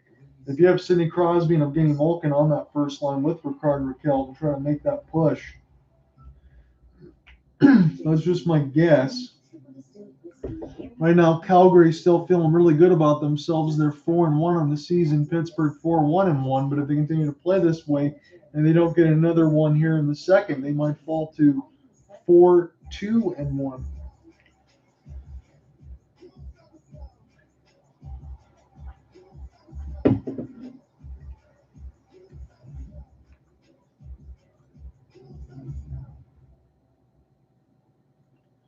I appreciate anyone that's following along on the YouTube side and the Clubhouse side. That's where we are tonight on both coverages. First round pick since Sidney Crosby. Jordan Stahl traded. Angelo Esposito traded. They traded their pick in 2008. They traded Despairs, Bennett, Joe Morrow, Derek Palat, Oli Mata. 2013, they traded their pick. 2014, Kasperi Kapanen. 15, 16, 17, 18, traded pick. 2019, Sam Poulin up a traded pick. And 22, I traded picks. So they've been trading all their picks to keep this alive. That is your long history right there. Huberdeau tries to get this off an offensive zone draw win by Elias Lindholm. Lindholm watches this one bank across the kick plate. And now Mackenzie Weegar.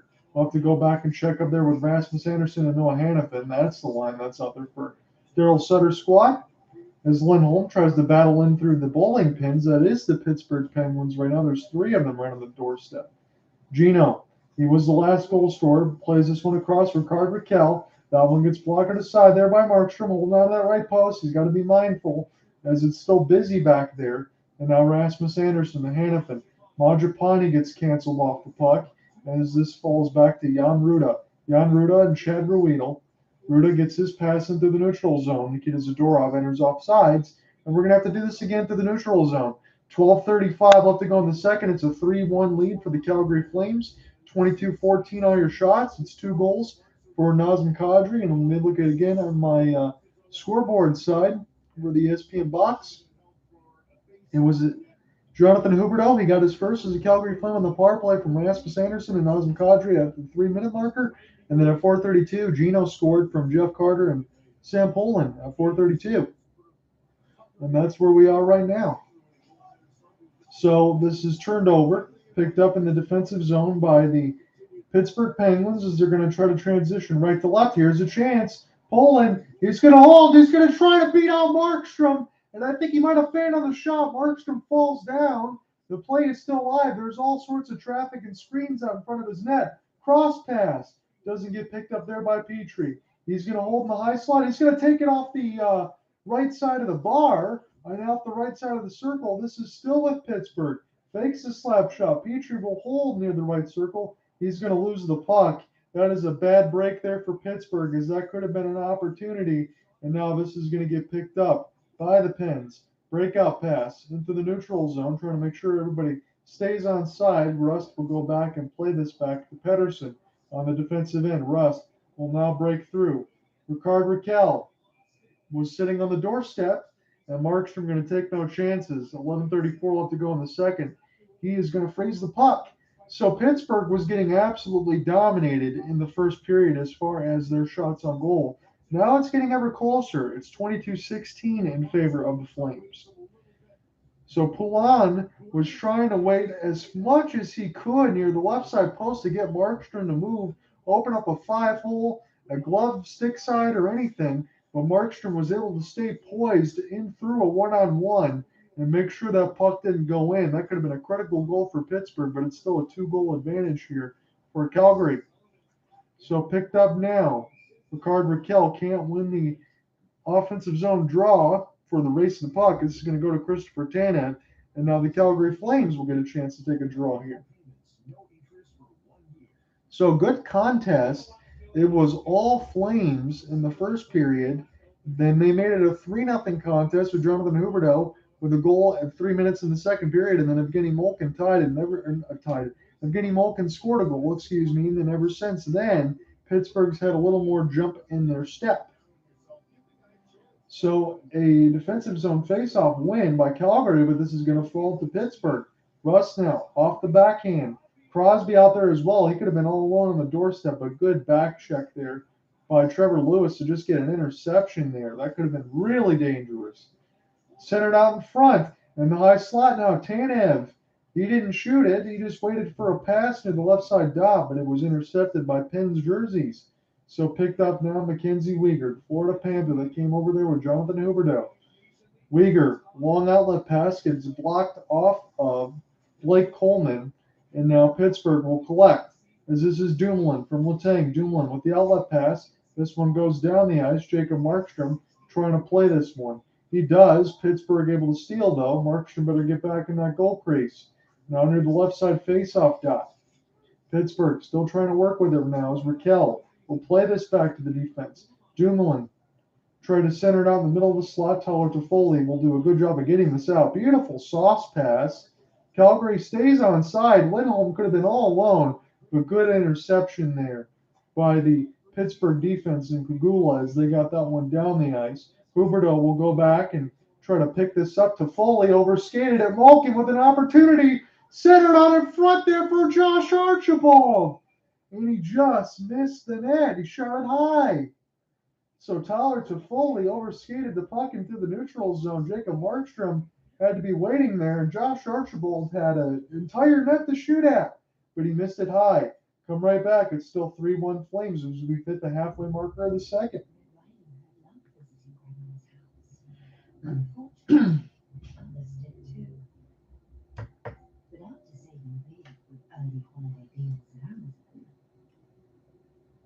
She was ready for those uninvited guests.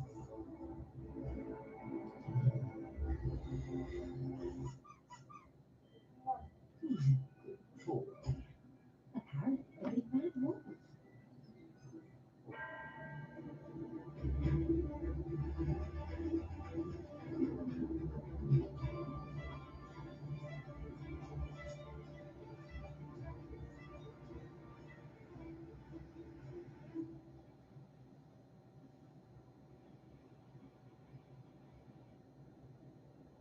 I think we went too high. Kia, movement that inspires. Next up, we have David St. James with the a look at the financial markets. David? I got this. My son Dave Jr. is busy, but I watch a lot of financial news on Sling TV. Here's a hot tip. Don't store all your crypto under your mattress. It doesn't grow on trees. That's a commercial. With financial your channel lineup of 5 sports news and entertainment. Be confident it's the TV you love for a price show. Buy the crypto with your checkbook. Maybe too helpful. Sling. Try us today. You want to shoot more often this morning, so first chance on the power play. Touches it for the first time and puts it right on net. Next time, what did he do? Didn't get tiny bit too fancy. Walking across the short-handed start the second period, gets it, and rips it on net for his first goal as a Flame. So slowly coming. Tony has 3 shots on goal. He had 5 shots total in the first 5 games. Back underneath the action right now, it's the Flames win a defensive zone draw, but they got to get this out of the zone. Christopher Tanev able to collect as this is Blake Coleman. Coleman looking for Mangiapane. That was right in front of the crease. And that pass went just wide. There was traffic in front of it, though. Pittsburgh might have knocked it away. Casey DeSmith will come back and go crease to play this one to Brian Dumoulin. First line's out there for Mike Sullivan's squad right now. Gino will get this one down as the second line forwards are out there. Jeff Carter also as well. So scratch that. Sullivan has moved his lines around a little bit as he's trying to gauge momentum there. And Carter and Malkin, that's the kind of mix that I'm talking about. If you're not going to throw Crosby out there with Malkin, at least move Carter up there and try to be able to pry some momentum. And Pittsburgh's definitely done that right now, although they still need a couple goals just to tie this one. But just to get that one right after Jonathan Huberdeau scored his first as a 3-minute marker for Gino to score 4:37, it feels like Pittsburgh's gotten back into this game a little bit, but there's still a long way to go. So Pouliot might get knocked out of the draw, but I think the refs are just going to let them do this again. He wins it clean, so this goes back as Letang will get this one down across the neutral zone. Calgary content to just put this one in. And Pettersson now will get this one as it gets intercepted. It's 11 shots to 2 in favor of Pittsburgh in this period, although it's 22-17 with shots in totality with Calgary on a 3-1 lead. Ritchie collects near the right side red line. He tried to bank it from an impossible angle again. I remember that goal call there from this weekend. That was pretty exciting against the Carolina Hurricanes. And guess what? That puck is in the net, and this might be Michael Stone's goal. So that is one of those situations where you shoot often, you shoot quickly. And Michael Stone caught me by surprise. He caught Casey Smith by surprise, and everybody by surprise. Michael Stone is never afraid to shoot, so I shouldn't say surprise, but let's take a look at how this happened. Ritchie tried to play this one near the right side red line. He gets it back toward the blue line side of Michael Stone, and there was a good screen out front. So great work there by Brett Ritchie, just be able to get this near the right side of the red line. And it was just a shot that beat Casey DeSmith through the screen. So it's 4-1 now. Flames get the 3-goal lead back. That was good work there by Ritchie, Rooney, Michael Stone, everybody on their line right now for Daryl Sutter. If I'm Daryl Sutter right now, I got to be happy with that kind of hard-working goal because everybody was doing their job. And on the forecheck and on defense, the pinch and get the shot. So Dumoulin wraps this around the kick plate. Picked up now by Sidney Crosby. Michael Stone with the second of the season at 11:20. Crosby holding up the backhand. Now that's Russ. Russ now near the right side dot. Dumoulin keeps this alive near the high slot. Trying to bank this in off Markstrom. Crosby trying to fight this in behind the goal cage. Tanev will cancel him off as Russ will go back and collect this now near the right side faceoff dot. All of a sudden now, after Calgary was being badly outshot to the tune of 14-2 in the second, their third shot goes in the net, courtesy of Michael Stone. Cancel off the puck was Dylan Dubé. Now here's a chance for Chris Letang. Cross pass, extra one there. Rickard Rakell, big save by Markstrom. That was a snazzy looking 3-on-1. And Markstrom made a hell of a save there. Another shot opportunity looking for the rebound. Letang on the doorstep. Markstrom made that save. But Pittsburgh now still buzzing. And now this is going to be a trip against the Flames. So 23-20 is the shot advantage for Calgary. That has been shrinking ever so slightly, but the goal scoring lead has not shrunk. It's still 3. It's a 4-1 lead for the Flames. John out here with you watching the Sportsnet feed on the ESPN Plus side from the Scotiabank Saddle Dome. Again, I'm not joined by Cooper Hopkins here tonight. And again, it feels a little odd when I call a Flames game when I don't have my partner in crime in here with me, but maybe we'll see what happens on Saturday. If I'm not having to cover in the World Series Game 2 by myself, if he's busy, I think we'll be doing Flames Oilers on Saturday, but I will be back tomorrow on Twitter Spaces and YouTube when it's Oilers Blues at 8 p.m. Eastern. So Mackenzie Weegar gets called for the trip. Evgeny Malkin in the high slot. Big save there by Markstrom with the right glove as this one gets knocked back across the Flaming Sea. And Evgeny Malkin will check up now with Sidney Crosby. Malkin, Letang will go back and pick this up across the red line now. Rust now with Letang. Letang is going to enter into the neutral zone as Markstrom will watch this one go by. Ritchie trying to cancel that off there with Elias Lindholm as this goes back to Letang. Letang still waiting up top. Crosby will play this one off the glass alertly as this goes back to Letang. Letang still holding under the high slot. Crosby fakes a slap pass. Crosby now. Here's Rust. He tried to pick the left side corner, but this bounced back and out of the zone as Letang has to check up to the neutral zone again. Letang is going to leave it here for Crosby. Quick outlet pass to Rust. Crosby trying to hold on the onside. He does as Malkin gives to Rust near the left side red line. Here's Gino. Gino's got it now. He plays it back for Letang in the high slot.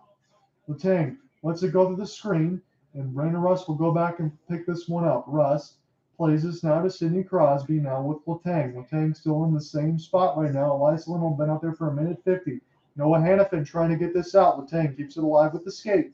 Hannafin tries to get a stick check in there. Now Mikael Backlund. As this goes back between a left face-off dot, still kept in by Pittsburgh. Nicely here for Malkin. Malkin into the right circle. Back to Crosby. Malkin centered on from what a stop by Markstrom. Letang in the high slot. Crosby. Rust plays it to Letang. Now in between the circles is Malkin with a shot. He lets that go just wide. Now Letang and Malkin collects. Malkin into the screen trying to find Crosby. Pittsburgh still with this right now. Calgary got to be running out of gas. They finally get this one down. That was a great power play there by Pittsburgh, but they just didn't score. And they had some primetime opportunities there. Markstrom has been pretty good. It's been a 17-3 shot advantage for Pittsburgh in this period, in this second stanza, and they're still down by 3. They've given up the extra goal. So the shots are tied at 23, but Markstrom has been pretty good. So picked up now. Tanev can help get this one out as Nazem Kadri pries it loose. Ricard Raquel will get this in deep. As this goes back to Jacob Markstrom. Markstrom out to Foley. Across the red line side. Play with Jonathan Huberdeau. As this goes back. Heinen will give this to Jeff Carter. Jeff Carter trying to work his way across the Flaming Sea. Ricard Raquel, long shot. This bounces back to Jeff Carter near the left side circle. Carter lost it. Milan Lucic going to turn on whatever burner he's got. He's going to wait for the cross pass there for Kevin Rooney. And it was a shot there for Ritchie. That one bounced up and on a play. 4:12 left to go in the second. It's a 4-1 lead for the Calgary Flames. That was a really good-looking power play there by Pittsburgh. And Rust, what a save over the left side pad there by Markstrom to keep it a 4-1 game. Come right back. Let's finish up the second period. And your real monthly payment. Yep, we have it, Tim. Did you get it there? Yes. In basically 30 seconds, you can get approved and see your real down payment. And your real monthly payment. And your monthly payment. And your monthly payment. All on your phone. Wow, That's a lot. I like it. Get your down payment, monthly payment, and find the car you need all on your phone. Get the real deal at TriTime.com. Get Black Friday deals now at Target. Save on the hottest gifts to get ahead this holiday. Plus, discover new deals each week. Get low prices and great deals so you can holiday your way only at Target. Wherever we come from, we all have one thing in common. We all want the incredible new iPhone 14 Pro. Now at T-Mobile. T-Mobile gets your Apple TV Plus included. So watch your favorite Apple originals on iPhone's most advanced display and get iPhone 14 Pro on us with Apple TV Plus included now at T-Mobile. What if my coverage isn't covered? What if my food truck? What if it gets covered in empanadas? Right? State Farm was there for your workers. Empanadas. Thanks. Like a good neighbor, State Farm is there. Call or click to get a quote today. Anyone that's followed along on the YouTube side or the Clubhouse side, I appreciate you staying up late here with me. Again, we should be done by midnight as far as this game and all that stuff on the East Coast. So I don't have to stay up as late tonight, but I will be in the game story at hopefulsportsguy.wordpress.com after this. And then tomorrow will be Blues and Oilers. It's going to be about 8:15 Eastern. So hope you can join me for that. I might miss one of the midweek games. We'll see what ends up happening with that. Because I might miss Blues Oilers or Red Wings Bruins. Hopefully not. You get a chance to spend some time with the fiance, hopefully. So defensive zone draw win as we're back underneath the official action right now. Somebody took a puck or a stick up to the face. Kevin Rooney is dazed. I don't think it's going to be too serious. He is going right toward the tunnel. Don't know if he lost some chiclets or anything else like that, but he immediately took a high stick near the player's bench and then walked immediately under his own power into the dressing room. So hopefully everything else can be okay with that. When I saw it last night with John Tavares, when he took the shot in the leg, that looked really bad. This one, I think he just took a puck into a rough spot. It caught him, but he ran right into his own power, right into the dressing room. Hopefully the repairs won't take too long and he'll be okay. Back underneath the action right now, 4 minutes left to go in the second period. It's a 4-1 lead for the Calgary Flames. They've been enjoying themselves right now. Although Pittsburgh, they've made some inroads here in the second period as far as the shot board because they were way behind, like 17, and now they're up by 2, but they're way behind on the scoreboard. It's 4-1. As Calgary is still enjoying their home cooking at Scotiabank Saddledome. Good defense there by the Flames as they can go all the way back and stop a pretty much 3-on-1. And now Lucic will try to win this battle of the puck, and he got knocked down hard and maybe took a stick. Pittsburgh trying to go right to left across your radio dial. Brian Dumoulin holding up the backhand. Big save by Markstrom as no rebound was given up, and that was important because there was a lot of space in that goal crease. So now Flames will try to check up Jonathan Huberdeau with the snazzy give and go. This bounces toward an open wing as it goes between Toffoli. Now Huberdeau and behind the office of Casey DeSmith, but it gets turned over. There's Gino able to find it. Pass across. Huberdeau could have had an easy one there, but he couldn't find the puck. He's still got it now near the right side red line. Is he still keeping this puck alive right now? A yeoman shift here for Jonathan Huberdeau, but it gets turned over there. Mackenzie Weegar didn't want to go too far, and Rasmus Anderson didn't want to go too far just in case there would turn out to be a breakout. So now Dumoulin will hit this off the kick plate to Danton Heinen. Heinen and Rickard Rakell will join in as Lewis tries to pry this loose here for the Flames. Andrew Mangiapane, as this goes now near the left side red line and picked up by Rasmus Anderson. Anderson will hold, bank this off the kick plate expertly as Mangiapane almost had a one-on-one, and Letang's pass was a little bit dangerous there to Dumoulin. Mangiapane able to force the turnover through the neutral zone. I had a feeling that was going to happen there. Mangiapane works his way to the front of the net as he was hoping Blake Coleman could get it, and he almost did. So that was by design by Calgary, and they look pretty good. Casey DeSmith tries to play one. It gets intercepted by Michael Backlund, and now picked up by the Pens. Pens trying to get something going here. Raquel and Rust. Rust will spin off now near the right side dot. He needs some help as he's holding off the backhand. Try to center in here for Sidney Crosby. Crosby getting worked over and behind the cage of Jacob Markstrom. Raquel, series of moves, makes himself open to the middle. This shot goes near the right side red line and now back around the kick plate. Picked up by Pittsburgh before it left the zone. Rickard Rakell trying to get around his man again. Good cancel there by the Flames. Didn't get a number on that one. I think that was Mangiapane. Long wrist shot blocked aside there by DeSmith, but it wasn't really a strong clear. But Pittsburgh's still able to get this one as Heinen hits this in between the players' bench. And Sidney Crosby will go back in his own end. Number 87's been a little quiet right now. And I don't think that that's going to last long. That's just me, because Pittsburgh's been getting a lot of shots. Heinen almost stole the puck. Flames will get this one down as they chip it across the flaming sea as this gets picked up by Christopher Letang. Letang now works his way through the sea. Nice series of toe drags. Letang still with it now near the left side red line, but he had no help in behind the cage. Pittsburgh needs to forecheck this thing right now and cause some trouble to Nazem Kadri, but Flames can collect. It's a 3-on-3. Flames still trying to work their way through the traffic as Dumoulin. And now Lucic with Zadorov as this one goes down the ice. Picked up by Christopher Tanev. Now Mackenzie Weegar as we've hit 20 seconds left to go in the second stanza. John on here with you. Scotiabank Saddledome, Calgary, Alberta. 4-1 contest in favor of the Calgary Flames right now. Some traffic there. Rasmus Anderson gets knocked down. Elias Lindholm trying to find it in between a couple of skate blades. Pittsburgh can get it out. And this should be the last possession here of the second period. Here's a chance for Heinen, Ricard Raquel, and they're going to run out of time as Pittsburgh. 4-1 is your score after 2 periods. Calgary Flames enjoying themselves. Although Pittsburgh has heavily outshot Calgary in that second period, scoreline is still 3 for the good guys at home. Come right back. Third period action to follow. So we've seen 5 goals so far tonight. Malkin got on the board.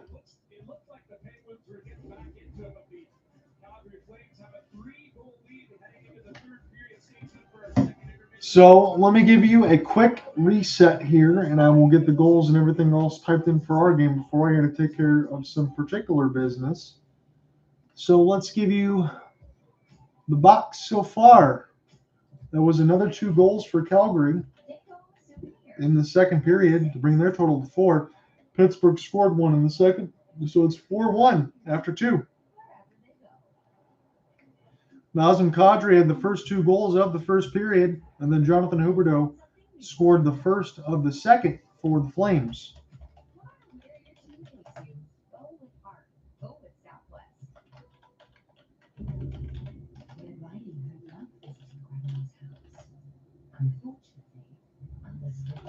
The primary and secondary assists were from Rasmus Anderson and Nazem Kadri.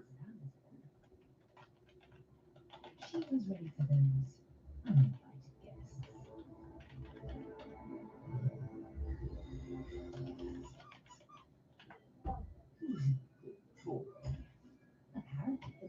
And then at 4:32, Evgeny Malkin able to score on the power play, assisted by Jeff Carter and Sam Pouliot.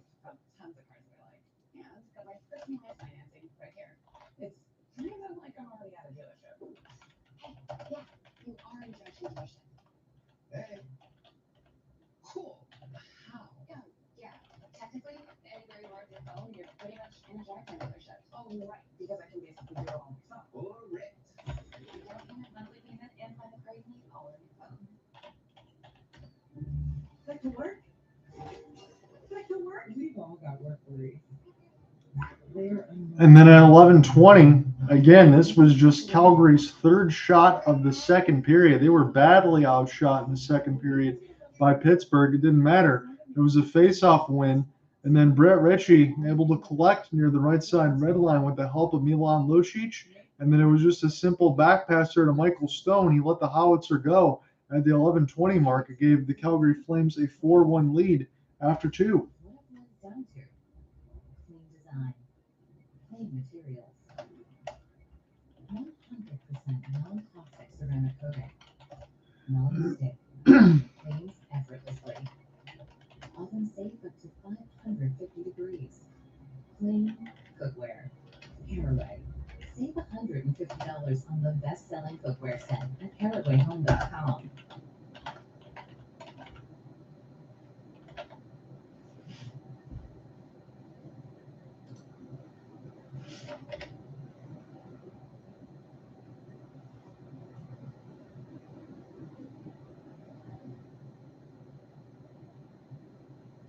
Welcome back into the Sportsnet Studios. Great to have you along. After 40 minutes, it's 4-1 Calgary top. Jamal Mayers and David Amber. And they're doing it as a team. Even though Pittsburgh outshot Calgary 20-4 in that second period, fourth line, you're giving some love to them. Yeah, you have to. You think about creating momentum for your team and understanding it's time to score the situation. And veteran fourth lines know exactly what to do, and that's to change momentum. Because up to this point, after the Malcolm goal, the Penguins had taken over the momentum. We'll get that fourth line out there for the Flames. And what do? They get pucks in, they eat up some minutes, they get pucks. So the Nazem Kadri goal of the 3 minutes, it was Sam Pouliot, 2 minutes for Slash and Michael Stone. And then there's 5 seconds later, it's a face-off win. Kadri, and then bam, the puck is in the net with Jonathan Huberdeau, Rasmus Anderson, and Kadri getting the assists. As you know, Pittsburgh have really turned it on up to that point in that second period. Yeah, that was a pivotal time in the game, right? Because we felt like Pittsburgh was coming on, one more goal. Who knows? We've seen no lead escape this year in the National Hockey League, but maybe somewhat comfortable 4-1 lead after 40 minutes. Lots of action tonight in the NHL, including a historic night in San Jose. Your former teammate, Phil Kessel, the all-time Ironman, 990 in a row. Nothing but respect for Phil. Unbelievable accomplishment for a guy who I think is a Hall of Famer. 2 Stanley Cups, huge parts of it. He scored a lot of goals, sitting on, I believe, 399 goals. Yeah, we'll keep an eye on that. That hasn't started yet because we're waiting for this one to finish. The Avs and the Rangers, great matchup. Logan O'Connor, shorty, no problem. There is it after the Cogliano takeaway. What a finish there. Shesterkin can't believe it. But just minutes ago, Adam Fox, this is one of the prettier goals you're going to see. Tic-tac-toe. Wow, what a goal that was. Adam Fox between Colorado and the New York Rangers. That one is 2-2 in the OT. Defensively, they start the play. You start it defensively, and he finishes it on the offensive side. Sabres 4-1. Crafted looking for their first home win. This is going to help Jamie Alexia. Oh boy. And his brother finishes. They don't manage the puck in the defensive zone. Seattle makes them pay. Great shot by the big. That means Eric Conran and Morgan Geeky streaking and scoring. What a pass! Let's talk about that. How are you? Brandon Hanna, Chris's brother, with that pass. And it's 2-0 Kraken surprising the Sabres right now. Panthers Blackhawks, watch this sequence. 2-0 Chicago. Caleb Jones, the shot, hits poor Gustav Forsman. He's in a world of hurt. Jones isn't there. He gets the puck up ice. Kurashuk, what do you make of Forsman here? He couldn't do anything. Oh, man, what a goal. Holy cow. Gustav Forsling, how do you do? He got hurt with a shot block there and then gets dipsy doodled around by one of the Chicago Blackhawks. That's unfortunate. Well, Jonathan, I imagine the first one feels pretty special to get one in this sweater now. Maybe take me through your first goal as a Flame. Yeah, I think said this one I was going to shoot more, so when talking to him, maybe that's kind of our setup, and obviously great for that front screen by Falcon, set the figure for him. I know a lot of talk this week has been a little bit about wanting to improve the 5-on-5 play. And I know there's no details in the game that everybody wants to improve upon. Are you seeing those changes appear to you? I know they're kind of coming up with shots. You know they push. Are you seeing what you need to? Yeah, I mean, I think we had a great start. We put up 20 shots in the first period. I mean, we're getting chances. And we just got to, obviously capitalize on it. And I think we're going to be fine. Congrats. Thank you. All right, what a great period for the Flames as they scored 2 goals. And of course, we're going to have Ryan, Eric, and Megan straight ahead with full analysis. 4-1 Flames after 40. Back to Calgary next. What proof do you need? Do you need time to pass? Banners to rise? Statues to be built? To know that these guys, this moment, is special.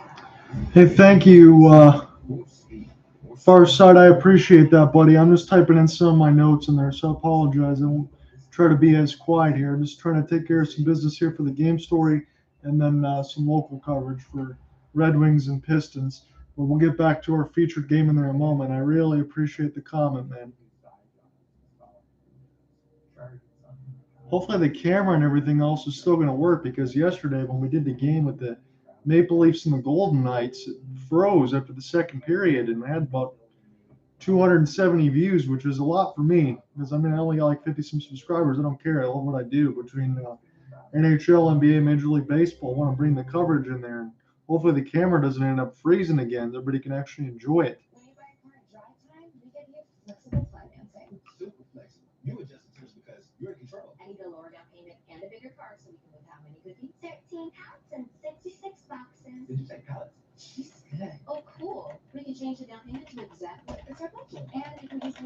chocolate dinner place too, so you know the cost before you buy. Thanks so much, Chef. Go for Olivia. 10 ounces. Wait, so that she is good. So JetBlue.com can order on your terms.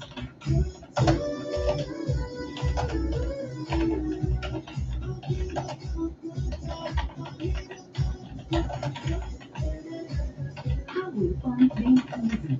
That's totally turkey. We'll make a new bet around every 2 seconds. Not only on the game, but on the game of life. Starting with love, just as twice a week. Betting on picking up that curious hitchhiker carrying a bowling bag. And betting that he doesn't turn out to be a form of a prostitute. Every woman in life is a bet, but life doesn't offer you up to $1,000 back in free bets if you don't win. So bet on America's #1 sportsbook, FanDuel, and make every moment more. I took my daughter on a cool hiking trip when she was 14. She still thought I was the uncoolest person alive. So around this climbing board, she's pretending she doesn't even know me. But close to the top, she stumbles, and I roar into action. So she won't eat dirt. It was only later that I realized she held on to me for the rest of the hike. What up? Over 300,000 experiences you'll remember. Do more with Viator.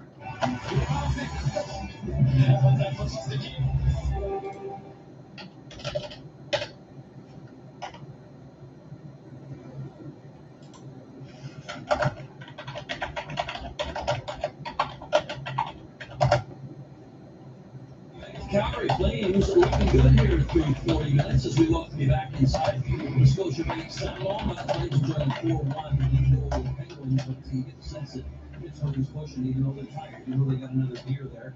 Maybe I want to start with you, Jonathan Huberdeau. I just spoke to him a moment ago. He gets his first as a Flame. What have you noticed about his game that makes you feel confident it's going to just continue? Well, as a player, you want to be predictable to your teammates and unpredictable to your opponents. And I think that everyone expects that Jonathan Huberdeau is going to pass. No one expects that he's going to shoot except for his teammates because it's something that he has talked about. And you heard Kelly talk about it in the game that he wants to shoot the puck more, that he needs to be a little bit more selfish, and we're seeing that from him in this game here. You know, traditionally, he does shoot it quite a bit. He shoots over 200 shots a year, which is above average in the National Hockey League. Just this year, in his new environment, he's only got 5 shots in 5 games. He's already got 3 tonight, but I want to show just what we can expect once they start getting into a groove. Look how quick this transition is from their own end all the way up the ice. This is the top line. And a great chance by Zadorov. In this span of about 3 or 4 seconds, they go from defending to having a great A scoring chance. And that is the kind of creativity and smoothness I think you can expect once that top line really starts to gel. I don't think anybody in this city is worried that Jonathan Huberdeau is eventually going to get caught up and play like he did last year. There's all smiles down there. Good to see. You know that first one always means something, right? Yeah. Good sweater. You've got an interesting article out right now on Sportsnet.ca about Rasmus Anderson, and you and I had a conversation on your radio show about this as well. Is he starting to emerge as a dominant defenseman the way Daryl Sutter believes historically you have to have? Yeah, you know, Sutter talks about, you know, he says, look at the last 10, 20 years. Every team that's won a Stanley Cup has that one stud defenseman, that minute muncher, that game changer who runs the power play, kills penalties. Look at that all-star list of guys right there. The question is, who on the Calgary Flames, if they're going to challenge for a cup, can be that guy? I think when Mackenzie Weegar got here, we thought, well, maybe it's going to be Weegar. Maybe it's going to be Rasmus Anderson. I have to tell you, that rush we saw from Rasmus Anderson the other night in overtime, taking on 2 defenders, bullying through the opposition and setting up to bully for the overtime winner. On a night when he had 27 minutes of ice time, that told me all you need to know. He's that guy who can do that stuff. This is a second round pick, Megan, who continues to improve. You play the position. What have you noticed about his game that makes you think, okay, there is more there? The biggest thing that I notice is confidence. You can see it in his play, the versatility that he's bringing, and an element that's sticking out for me is his shot selection. And he said that he wants to shoot the puck more, get it on net, but he's being patient with it. He's pulling defenders towards him, finding lanes, getting it through. And you can also, he did, yes. And I mean, you look at his minutes historically, and it kind of shows how his game has evolved and where it's headed. And I talk about minute muncher, 27 minutes against Carolina, and still has the ability to go end to end like he did. And when you play more minutes, you get more confidence. Let's talk goaltending. I'll start with you because there was a quote that stood out with the goaltender Jacob Markstrom. Well, I don't know if it's criticism, guys, but there's certainly some, much like anybody else on this team, still looking to find what they need. What do you want to say about the goaltender? Well, I think he's such a pro, and I think that everybody after the game on Saturday and saw the way that he played in that third period. That's the Jacob Markstrom that everyone is used to seeing, that Vezina Trophy candidate. And everyone, I think, was wondering, what are we going to see in the next game? And what we've seen tonight is the Jacob Markstrom that everybody knows. And, when I think about it, you see a teammate struggling. And when you see that, you want to step up for them. You want to be better. You want to have their back. And in the first period there, they were keeping shots away from him, trying to help him out. And you could see that, he was struggling, but we're definitely starting to see that the grinding that he's doing is paying off. Yeah, exactly. Thank you for pointing that out, Ryan. He's 3-0. The team is going to be, I think, in home on tonight. And he's in a real groove tonight, which is what the coach is talking about. He really needs his goaltender to get in the groove with a disjointed schedule right now. It's tough, but with 3-0, the team is off to the best start potentially in club history. Everybody, calm down. He's going to be fine. When he says struggling, it's more the expectations that he has for himself. Excellent. I love it. We can keep going with this one. I love it. They're in a good position, and that's what matters. And certainly, everyone wants to find their good lookies in the house. The best there is, the best there was, the best there ever will be.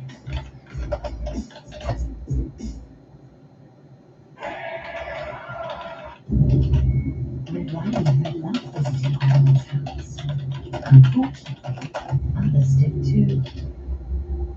But after saving big with early holiday deals at Amazon, she was ready for those uninvited guests.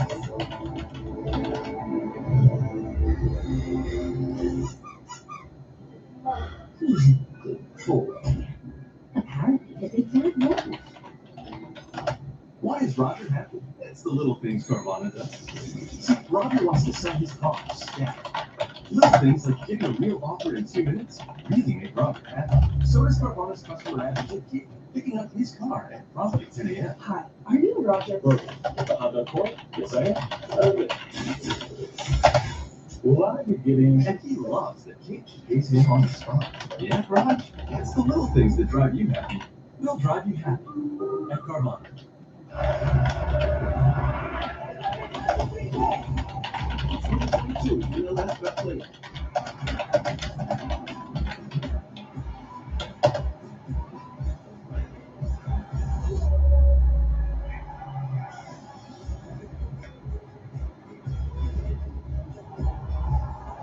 Time to show it to the world. Don't miss the 2022 MLS Cup Playoffs, October 15th through the 30th. I took my daughter on school making second to the school team. She still thought I was the uncoolest person alive. So Ron is climbing for it, she's pretending she doesn't even know me.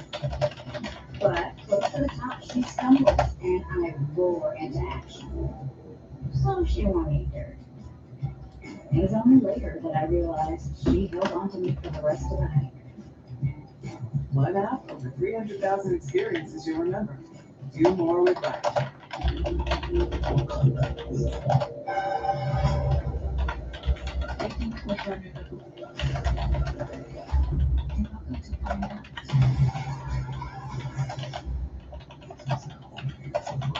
Here's something about big times life. You don't always realize where you be. When greatness is unfolding right in front of us. When superstars, rising stars, jokers, and freaks collide. This time. Today's a big day for you and your family. Share a little bit with us, please. Yeah, I was very fortunate to receive an honorary doctorate of law degree from Mount Royal University. For my family, my parents who value education so much, retired teachers. My wife is an elementary school teacher in Calgary. This one was really, really special. And if it isn't for all the challenges my parents and previous generations from diverse Canadians that they've gone through, these types of opportunities and this privilege. Let's get back into the official action right now. I wouldn't have these opportunities, so just so grateful so thankful for that. So puck drop officially underway now in this third period. It's 4-1. The Calgary Flames have the lead as Rust whistles a shot that goes just wide. Try to get picked up now behind him. And now Jonathan Huberdeau, Blake Coleman. Coleman tries to pick this up near the right side red line. Going to leave it here for Mikael Backlund. Backlund lost it. Backlund centered it out in front there from Coleman. And that was blocked aside there by Casey DeSmith as this goes in across the red line now. It's 26-24. Shots on goal advantage now favors Pittsburgh. If you're going back into that first period, that's not something that we thought we would say, although the score line is still 3 goals. Nazem Kadri looking for the hat trick, as that was a fortuitous bounce off the clear, and he won the race. Malkin plays this one. Heinen. And this is a long shot that is gloved and held by Jacob Markstrom. So Nazem Kadri, again, it doesn't matter what the scoreline is. That was a breakout pass all the way in the end, tipped in front by Mangiapane, and then Nazem Kadri was one-on-one with Casey DeSmith. He tried to hold off that left post and fake him out and lift it up high. Kadri kind of just ran out of room, but still, love the hustle there from Nazem Kadri. He's been excellent since coming over from the Colorado Avalanche. You're talking about having a career year last year when he had above 80 points, and he's looking to do the same kind of damage right now. I mean, he's already got 4 goals in the season. Toffoli with a bomb. That one missed just wide. And now picked up by Pittsburgh as Regula get this one down. This goes from Brock McGinn. Picked up now by Pedersen. Pedersen tries to get this one to Zagula. Pedersen gets this one down. And now Kasperi Kapanen. He's going to get to an open left wing. He's going to drop it to Pouliot, and his wrist shot gets blocked as Big Nikita Zadorov will play this one across with a rink-wide pass. Canceled off the puck, and maybe Richie took a high stick. That wasn't called, but Lucic, no worse for wear. He's going to get this across the blue line side. Mackenzie Weegar got to get back on his horse.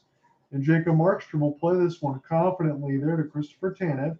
First line defense out there for Daryl Sutter's squad. Lucic, he's going to let one go 5-hole. Casey DeSmith blockers that one aside. Picked up by Jan Rudas. He's going up from the Tampa Bay Lightning. He was in the Stanley Cup Finals last year, and now he's on the Pittsburgh Penguins. With Jan Ruda, and you also have Jeff Petrie, 2 new defense there to a little bit make over here to this long in the tooth Pittsburgh squad, but you feel like they got one more run at least with them. Jonathan Huberdeau opening to the right wing side, trying to look a tip pass ahead. Backlund now with Coleman. Letang has it. He's going to play this here for Rust. Rust gets his pass canceled off there expertly by Calgary defense into the neutral zone across the Flaming Sea. Letang trying to play this one ahead. Now Michael Backlund will pick this up near the right side faceoff down. Backlund trying to find it with Mangiapane. Mangiapane with a stick lift, but he missed. And this goes to Rust. Rust now trying to go left to right across your radio dial. Jacob Markstrom will pick this one up. Pittsburgh 4-1-1 this season, first in the Metro.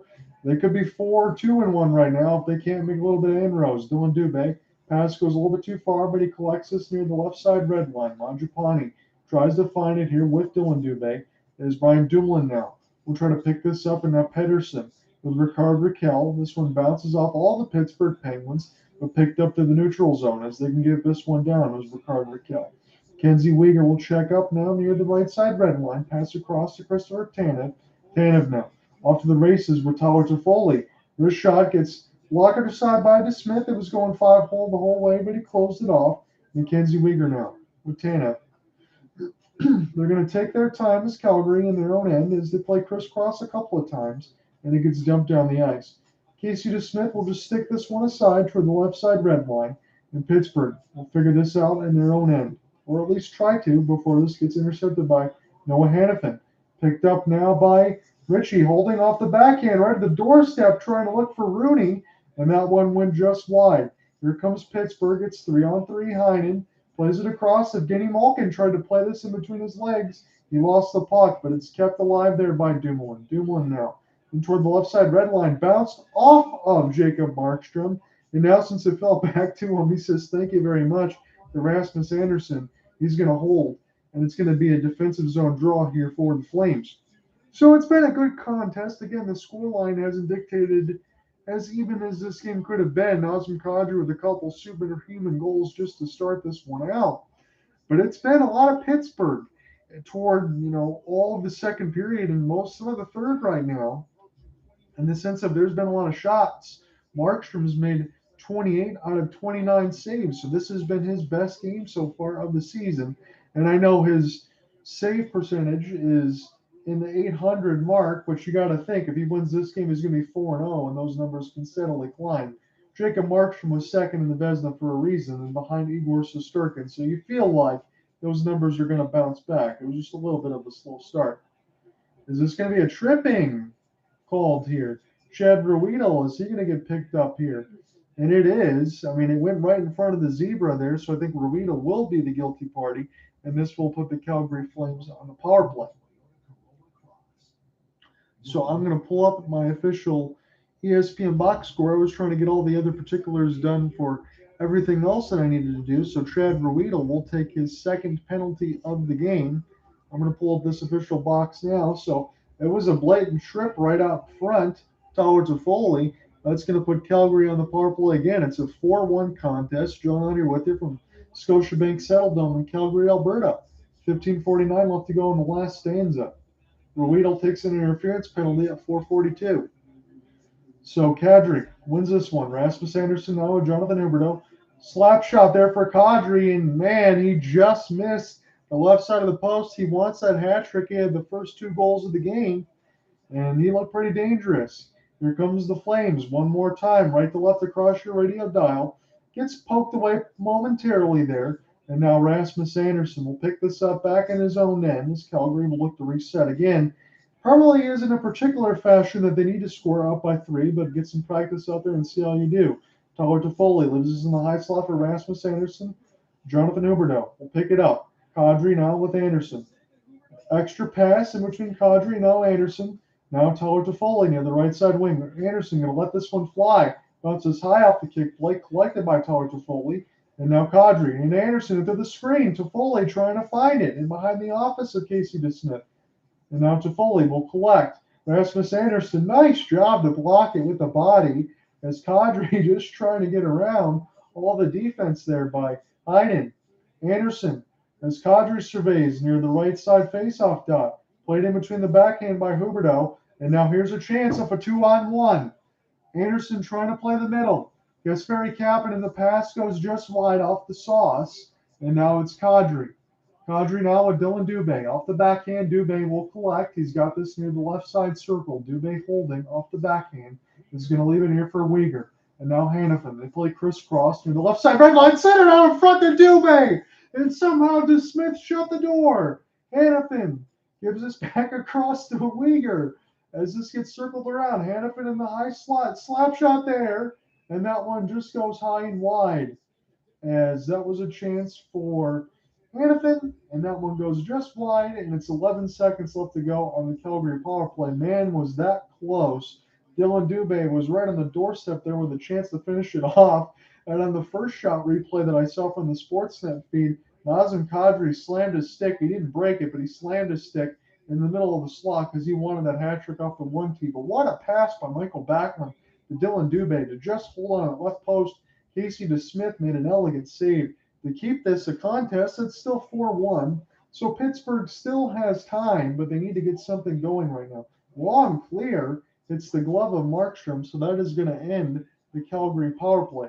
Here's a chance for Kevin Rooney in the 4th line now for Daryl Sutter's squad. Rooney trying to get in there deep with Milan Lucic. Picked up now by Heinen. He tries to spin this around with Jan Ruda. It's Jan Ruda and Chad Ruedel off their 3rd line defense out there for Sullivan's squad. As this one gets casually done in the zone, Markstrom will play this out of the goal crease to Mackenzie Weegar. Mackenzie Weegar gets flubbed down the middle of the ice and turned over, but the Flames were the first to get to it. There was no pen in sight as the Flames will take their wholesale line changes. Casey DeSmith will touch up in behind the goal crease, and Pittsburgh Penguins look to break out left to right across your radio dial. Thank you for listening along on Clubhouse or on the YouTube side as always. I humbly appreciate it. 41-14-5 record last season when Calgary outshot their opponents. That's a good record last season, and that pays to be the price right now as it's a 33-27 advantage. It's a 4-1 scoreline in favor of the Flames over the Pens. Rasmus Andersson, as this goes in behind, and Noah Hanifin. Coleman will touch up. Kel Backlund will pick this up, and now Coleman. Coleman had it chipped away, and Coleman's going to go ahead and just take his change. He's running out of gas. as this goes back in behind the office of DeSmith. Again, Pittsburgh's got some time. It's 11:58 left to go in the third as we get a stoppage, but they're going to need to make some inroads quickly. And again, 4-1 is your contest right now. It's 4-1-0 on the season for Calgary. They're steadfast trying to get to 5-1 on the season. Pittsburgh, if they should lose in regulation, will be 4-2-1 on the season. They're first in the Metro right now. That may change after tonight if Pittsburgh loses. So defensive zone draw win there by Evgeny Malkin, but it still falls back to the Flames. Mackenzie Weegar will touch, but we have the play blown dead. Do we have a penalty is the question. Yes, we do. I think Tyler Toffoli is going to go to the box, but honestly, I'm not entirely sure what for just yet until we get the replay. So it is a hook and hold. So once we come back from the break, the Pittsburgh Penguins will be on the power play down 4-1.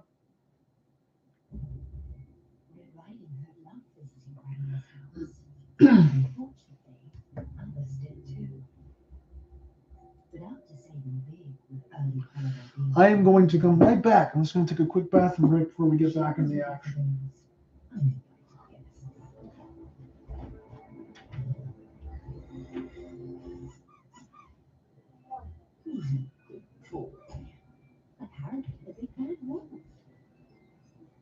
I'm Danica Patrick, and this is big, but you'll only find it here. Champion Automotive Group Pre-Owned. Champion Checkered Flag Pre-Owned comes with lifetime powertrain protection, 10-year roadside assistance, and more. And you'll only find it at Champion. Over 1,000 pre-owned to choose from. With 7 convenient locations, you win big. At Champion Auto Group, you always finish first. Log on, championautoinc.com. I took my daughter on a cool hiking trip when she was 14. She still thought I was the uncoolest person alive. So we're on this climbing tour and she's pretending she doesn't even know me.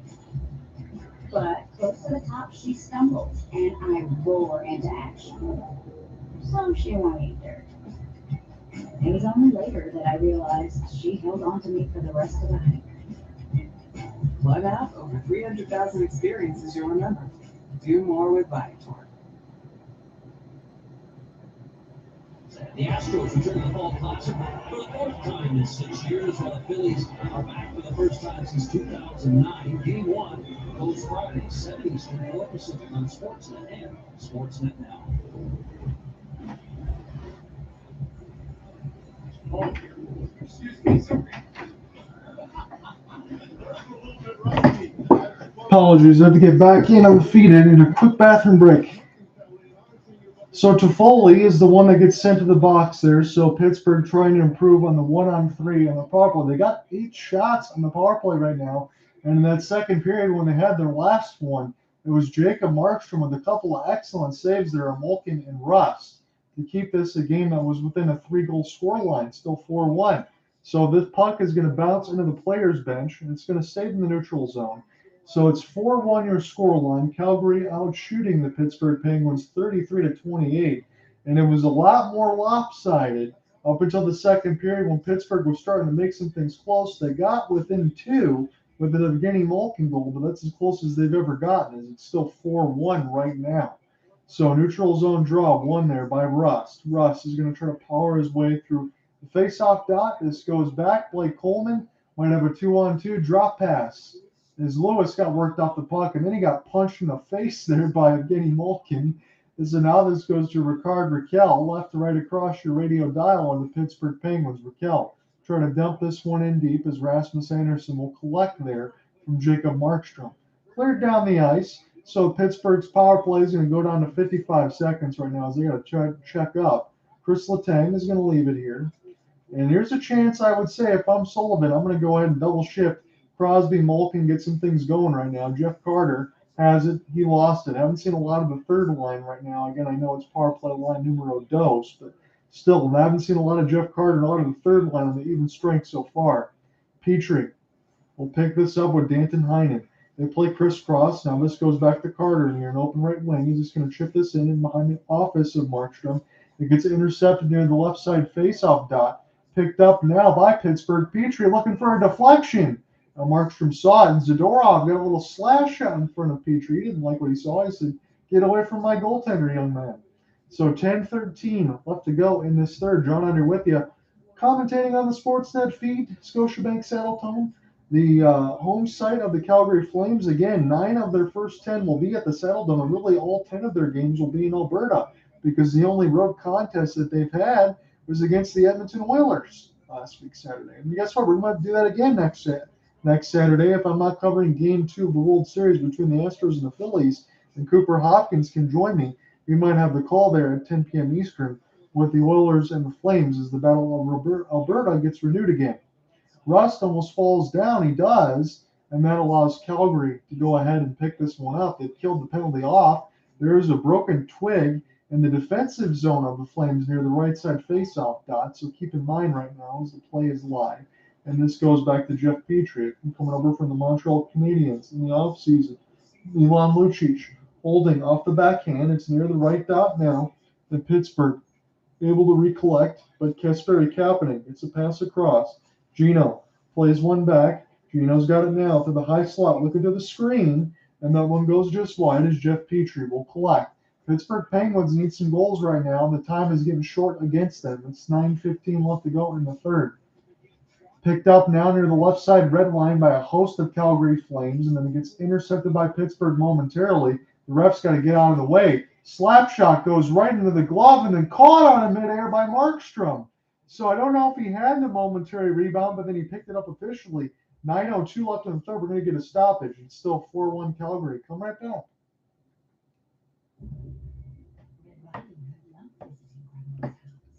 Appreciate anyone that's been following along on Clubhouse on the iPhone and YouTube as always.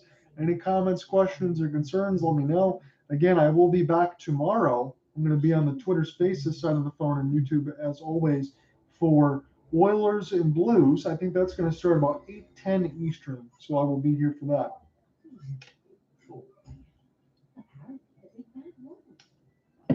I may miss one of the midweek games. Hopefully not tomorrow. Maybe Thursday with the Red Wings and Bruins, because I'm trying to spend some time with my fiance. It's been a while. We've got a COVID situation. So she does not live with me or anything, but COVID situation where it's kind of want to make sure everybody keeps their distance, gets tested, and everybody comes back healthy. They don't want to bring things in too soon, although it's been a little while. Bring things in too soon and get sick myself, because that's going to kind of kill anything that I want to do as well. Again, don't make any money for doing any of this stuff, but that really doesn't matter to me. It's just covering NHL, NBA, Major League Baseball affiliates, and college affiliates, and then leaving the game story at hopelesssportsguy.wordpress.com. So anyone that wants to follow me, I'll just put this plug in while we got commercial. You can follow me at John Ryan Ott on Facebook, Twitter, and you will see that on YouTube when you get the YouTube handle side of John Ryan Ott. So I appreciate on that side, and the podcast where you're going to listen to all this stuff and get to see the game story is at Hopeless Sports Guy. You can get that at Spotify, Google, and Apple. So I appreciate anyone following along. And once this game is done, I will see you tomorrow night, hopefully for the Oilers and the Blues. And if not, Thursday will be Red Wings and Bruins. I believe that one's going to be about 7:10 Eastern. And considering the way that the Red Wings played against the New Jersey Devils tonight off the back-to-back, I'm not quite sure if I made the right selection, so that might be tough for me to have to digest. But we'll see how that one goes. So back in the official action right now, 8:55 left to go in this third period. It's been all Flames. The majority of the second period shot totals have gone to Pittsburgh, but Jacob Markstrom, easily you can say this, he wanted his numbers to be better. They have been better in this game. And the Flames have played well, but Pittsburgh has given them a lot of vulcanized rubber to be able to look at. So battling through the neutral zone, as this is picked up now by Chris Letang. He's going to play it across to Brian Dumoulin. And now they're going to transition here left to right across your radio dial, at least attempt to.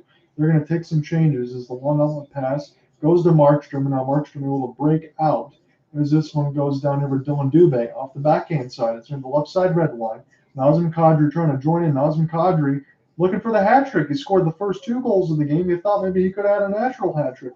Shot gets bounced out in front. Big save by Markstrom twice. And somehow the puck stays out, but it's still with Pittsburgh. Long shot goes just wide and picked up now by Jeff Carter.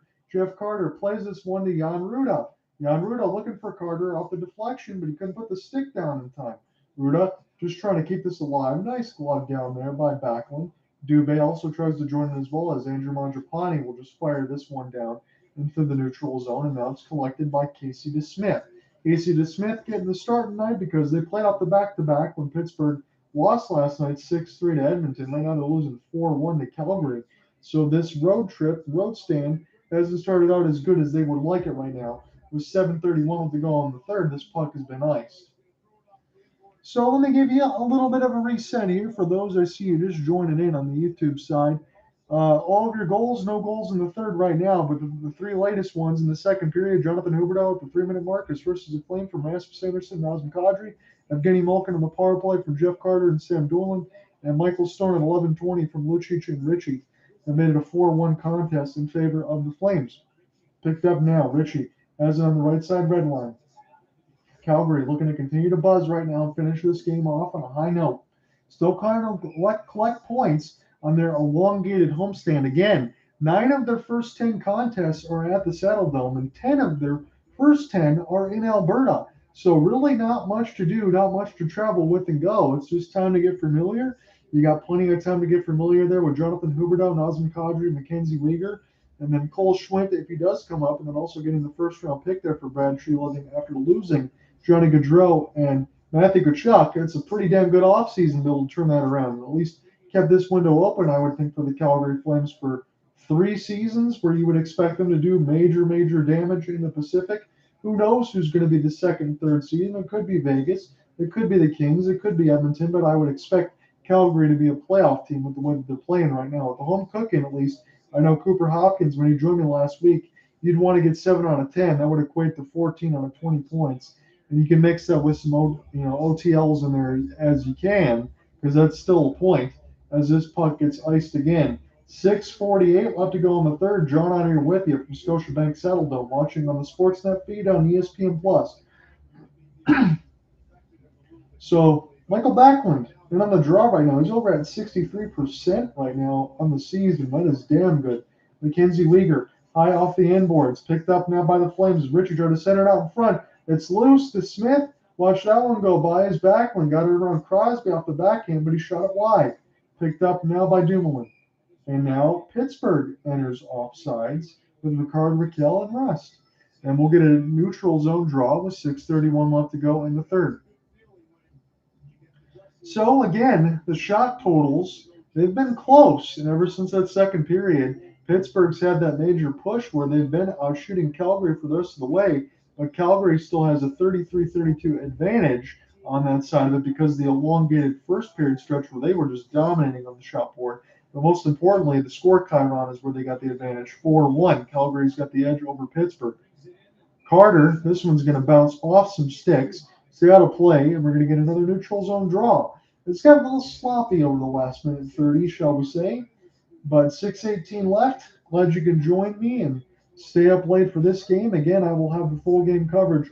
HopelessSportsGuy.wordpress.com. Hopeless Sports Guy also with the podcast where you see the recorder right here. That's going to have all the game commentary and coverage and play-by-play. So defensive zone face-off draw.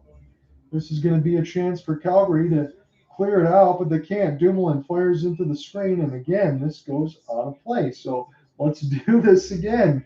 6:13 left to go in the third. So last 3 starts against the Pittsburgh Penguins, Jacob Markstrom 3-0-0, 0.65 goals against average, 2 goals against, a .979 save percentage, and 1 shutout. He's won his last 5 of 6 against the Pittsburgh Penguins, so he's on his same level of dominance tonight against the Penguins because he's made 31 out of 32 saves.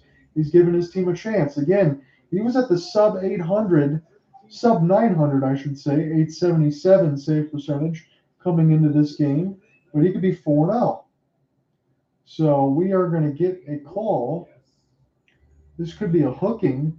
I don't know who this is going to go against right now. It looks like Calgary is going to be going to the box. The Zebras have made their call. What is it? So holding the stick is going to go against the Calgary Flames, and I will give you a number on that. That is Tyler Toffoli. Right now, it's the last name that I see, but I think that name's going to have to be changed. Because I see Michael Backlund holding Jeff Carter's stick. That's what I see. So Michael Backlund is going to be going in the box. 13:58. Now it's updated, so you hold the stick of Jeff Carter. Pittsburgh goes back to the power play. They've had a lot of shots on the power play. They're in double-digit markers almost now. But they just can't get one past Markstrom. Can't be held in across the blue line. As the Pens really running out of chances right now. They're down 3 goals. They got a power play. They really got to convert on this one. So picked up now Rust from Carter. Rust holding down near the right side faceoff dot. He will play this one back to Christopher Letang. Bomb shot stopped there by Markstrom with the goal stick. Picked up now by the Penguins. Penguins are 2 for 14 in the last 4 games in the power play. That's at 14%. That's got to be better if they want to win some of these games. Tanev able to buy some space in his own defensive end. That was pretty impressive as he got around a couple of Pittsburgh Penguins. And this goes down the ice as Letang will touch up. 1:10 left to go in the Pittsburgh power play, but more importantly for Pittsburgh, it's 5:05 left to go in the game, and they're down 3. They got to make some inroads quickly. Dumped in across the kick plate. Markstrom needs to get back into his net as that was partially fanned on, and now he does get back there. Calgary will just wrap this around the kick plate, throw it down as DeSmith will touch up, and DeSmith is going to wait for some reinforcements because it seems like everybody on Sullivan's squad is taking a wholesale line change. So here comes Pittsburgh. Jeff Petrie trying to go left right across the timeline. He's going to instead take his time off the backhand. It was a little bit of a forced pass. He could have just skated with it all the way down the zone. And now Pittsburgh is killing time that they just can't get back right now. It was long glove from Carter into Markstrom's breadbasket. And Markstrom will play it. And Pettersson can't hold the blue line. So Pittsburgh's got to go back and start to make the transition here. This power play has been window dressing at its finest, and that is not good. Bunch of do about nothing right now. Almost turned over. Pittsburgh looking a little discombobulated on their power play. And now it is turned over as Carter can't find Pettersson. Cleared down the ice where it finds Casey DeSmith. Shots are 33 aside, but it's a 4-1 advantage on the score sheet in favor of the Calgary Flames. Nazem Kadri off the backhand. He's going to dump this one in deep as Pittsburgh has to go back in their own end and check up. It's Letang and Dumoulin. Poland now has to go back and help this out as this tries to find Jeff Petrie. He could have been open in the left circle. Now it finally does. His outlet pass gets blocked by Calgary. And Pittsburgh now having trouble just trying to get into the neutral zone, let alone the offensive zone, as the puck gets tipped up and on a play. Calgary fans got to be very happy with what they're seeing because Pittsburgh, they're coming to this contest pretty good. And right now, they're on the precipice of getting their second loss in the regular season. Come right back. It's a 4-1 lead for the Flames. Do you need time to pass? Banners, gods, statues to be built. It's know that these guys, this moment, is special. Maybe you already see it. More speed, more skill, more than ever before. So, when you let this go, pass you back. Or whether you say, yeah, I saw it. I was there.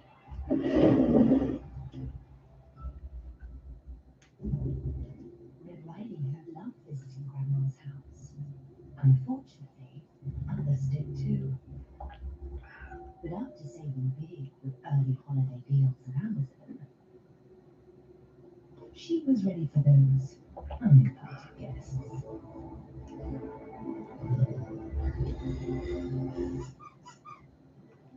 Who's in good for? Apparently the big bad wolf. I have lived at this hotel. I don't have anything long term either. Just a few nights of fun. Some people say I'm obsessive, but who cares? I just want to enjoy some late nights and some very late checkouts. It's a beautiful time for basketball. Nets, Bucks, and a special podcast with Stephen A. playing with Double Decker tomorrow. ESPN.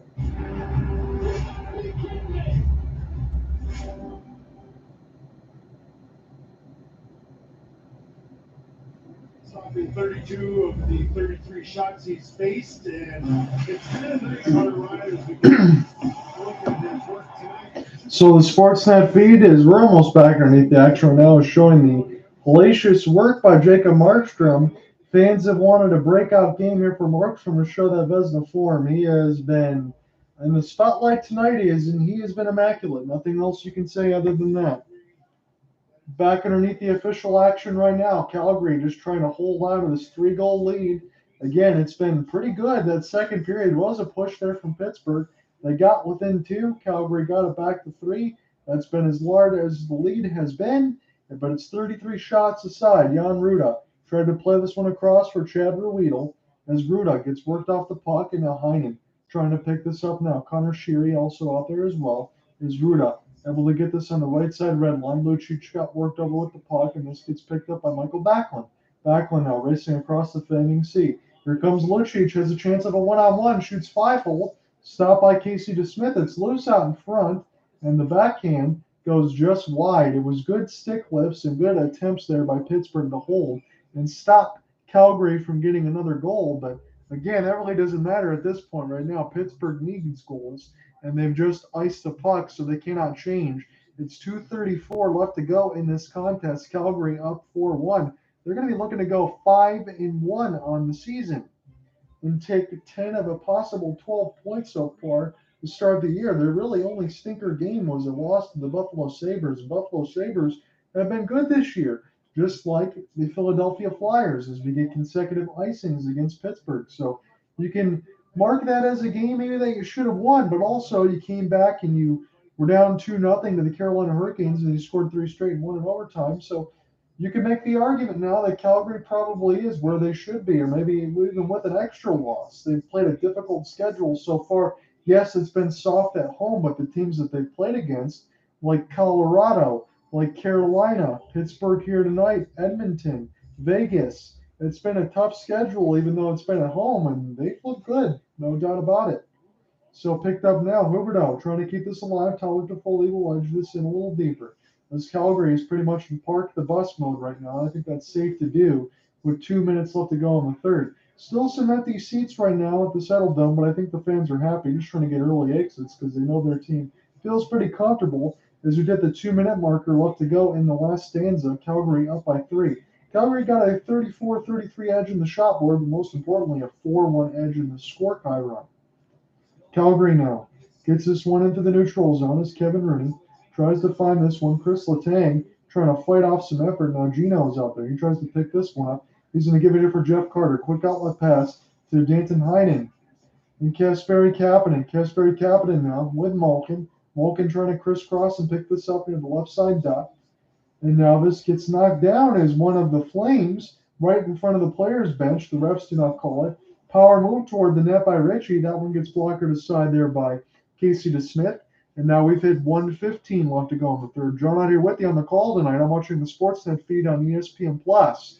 It's a 4-1 lead for Calgary. They look like they're going to take this one and improve to 5-1 on the season. Again, they will be continuing the elongated road homestand where 9 out of 10 are at the Settle Dome. They're not going to play again until Saturday. So they are going to get some time off here. So it's Tuesday now, bleeding into Wednesday, again, depending on when you are on the East Coast.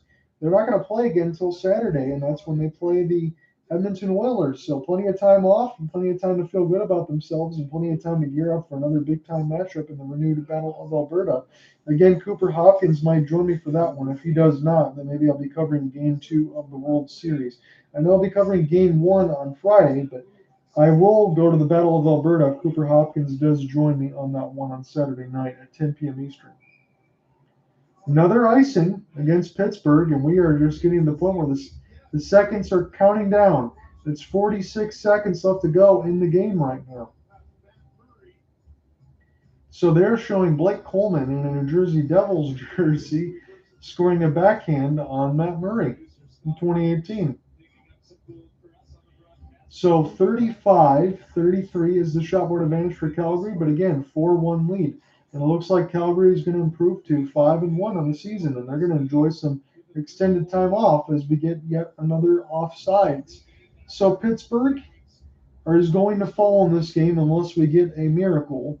Pittsburgh will then be 4-2-1 on the season. Calgary will be 5-1, and they're going to be awaiting the Edmonton Oilers at the Saddle Dome. So they're going to get some extended time off and stay home. So they're going to love that part of the schedule, and they've been banking points as they should right now. And again, as I made the point earlier, about a couple minutes ago, it's not that they haven't been playing tough teams in the Pacific. They're playing the tough teams in there. They're just playing well. They're just enjoying the home cooking right now. As this is going to get iced, and it's going to be an offensive zone draw here for Pittsburgh, but I don't think they can score 3 goals in 29.6 seconds. But maybe if you see Freaky Friday or Twilight Zone, maybe that'll kind of change your mind, but I doubt it. So Michael Backlund can't win the draw. This gets won by Pittsburgh, picked up now by Josh Archibald. He's going to power his way to the net. This gets cut off there by Huberdeau. Huberdeau tries to play this here with Richie, as they've had some line mixing there for Daryl Sutter's squad, and Nikita Zadorov now. He's going to just do this himself as he gets this one down the ice. Calgary get this clear. Fans are rising to their feet and cheering as they should. Their team has been strong all season. Milan Lucic got absolutely hammered on the left side of the boards as that ends the game. I think Pittsburgh was taking some exception to that. I did not see the camera cut back to Milan Lucic. I just see everyone going ahead and congratulating Jacob Markstrom as they should. I don't think Milan Lucic will be any worse for wear, but he got pummeled near the left side red line as this ended. So that is going to be your final score tonight. Calgary takes this one. They improved to 5-1 on the season. They win 4-1. Pittsburgh falls to 4-2-1. I should be back here tomorrow night on the YouTube side, and I will be on Twitter Spaces on the phone side when the Edmonton Oilers take on the St. Louis Blues. Peace. Talk to you soon.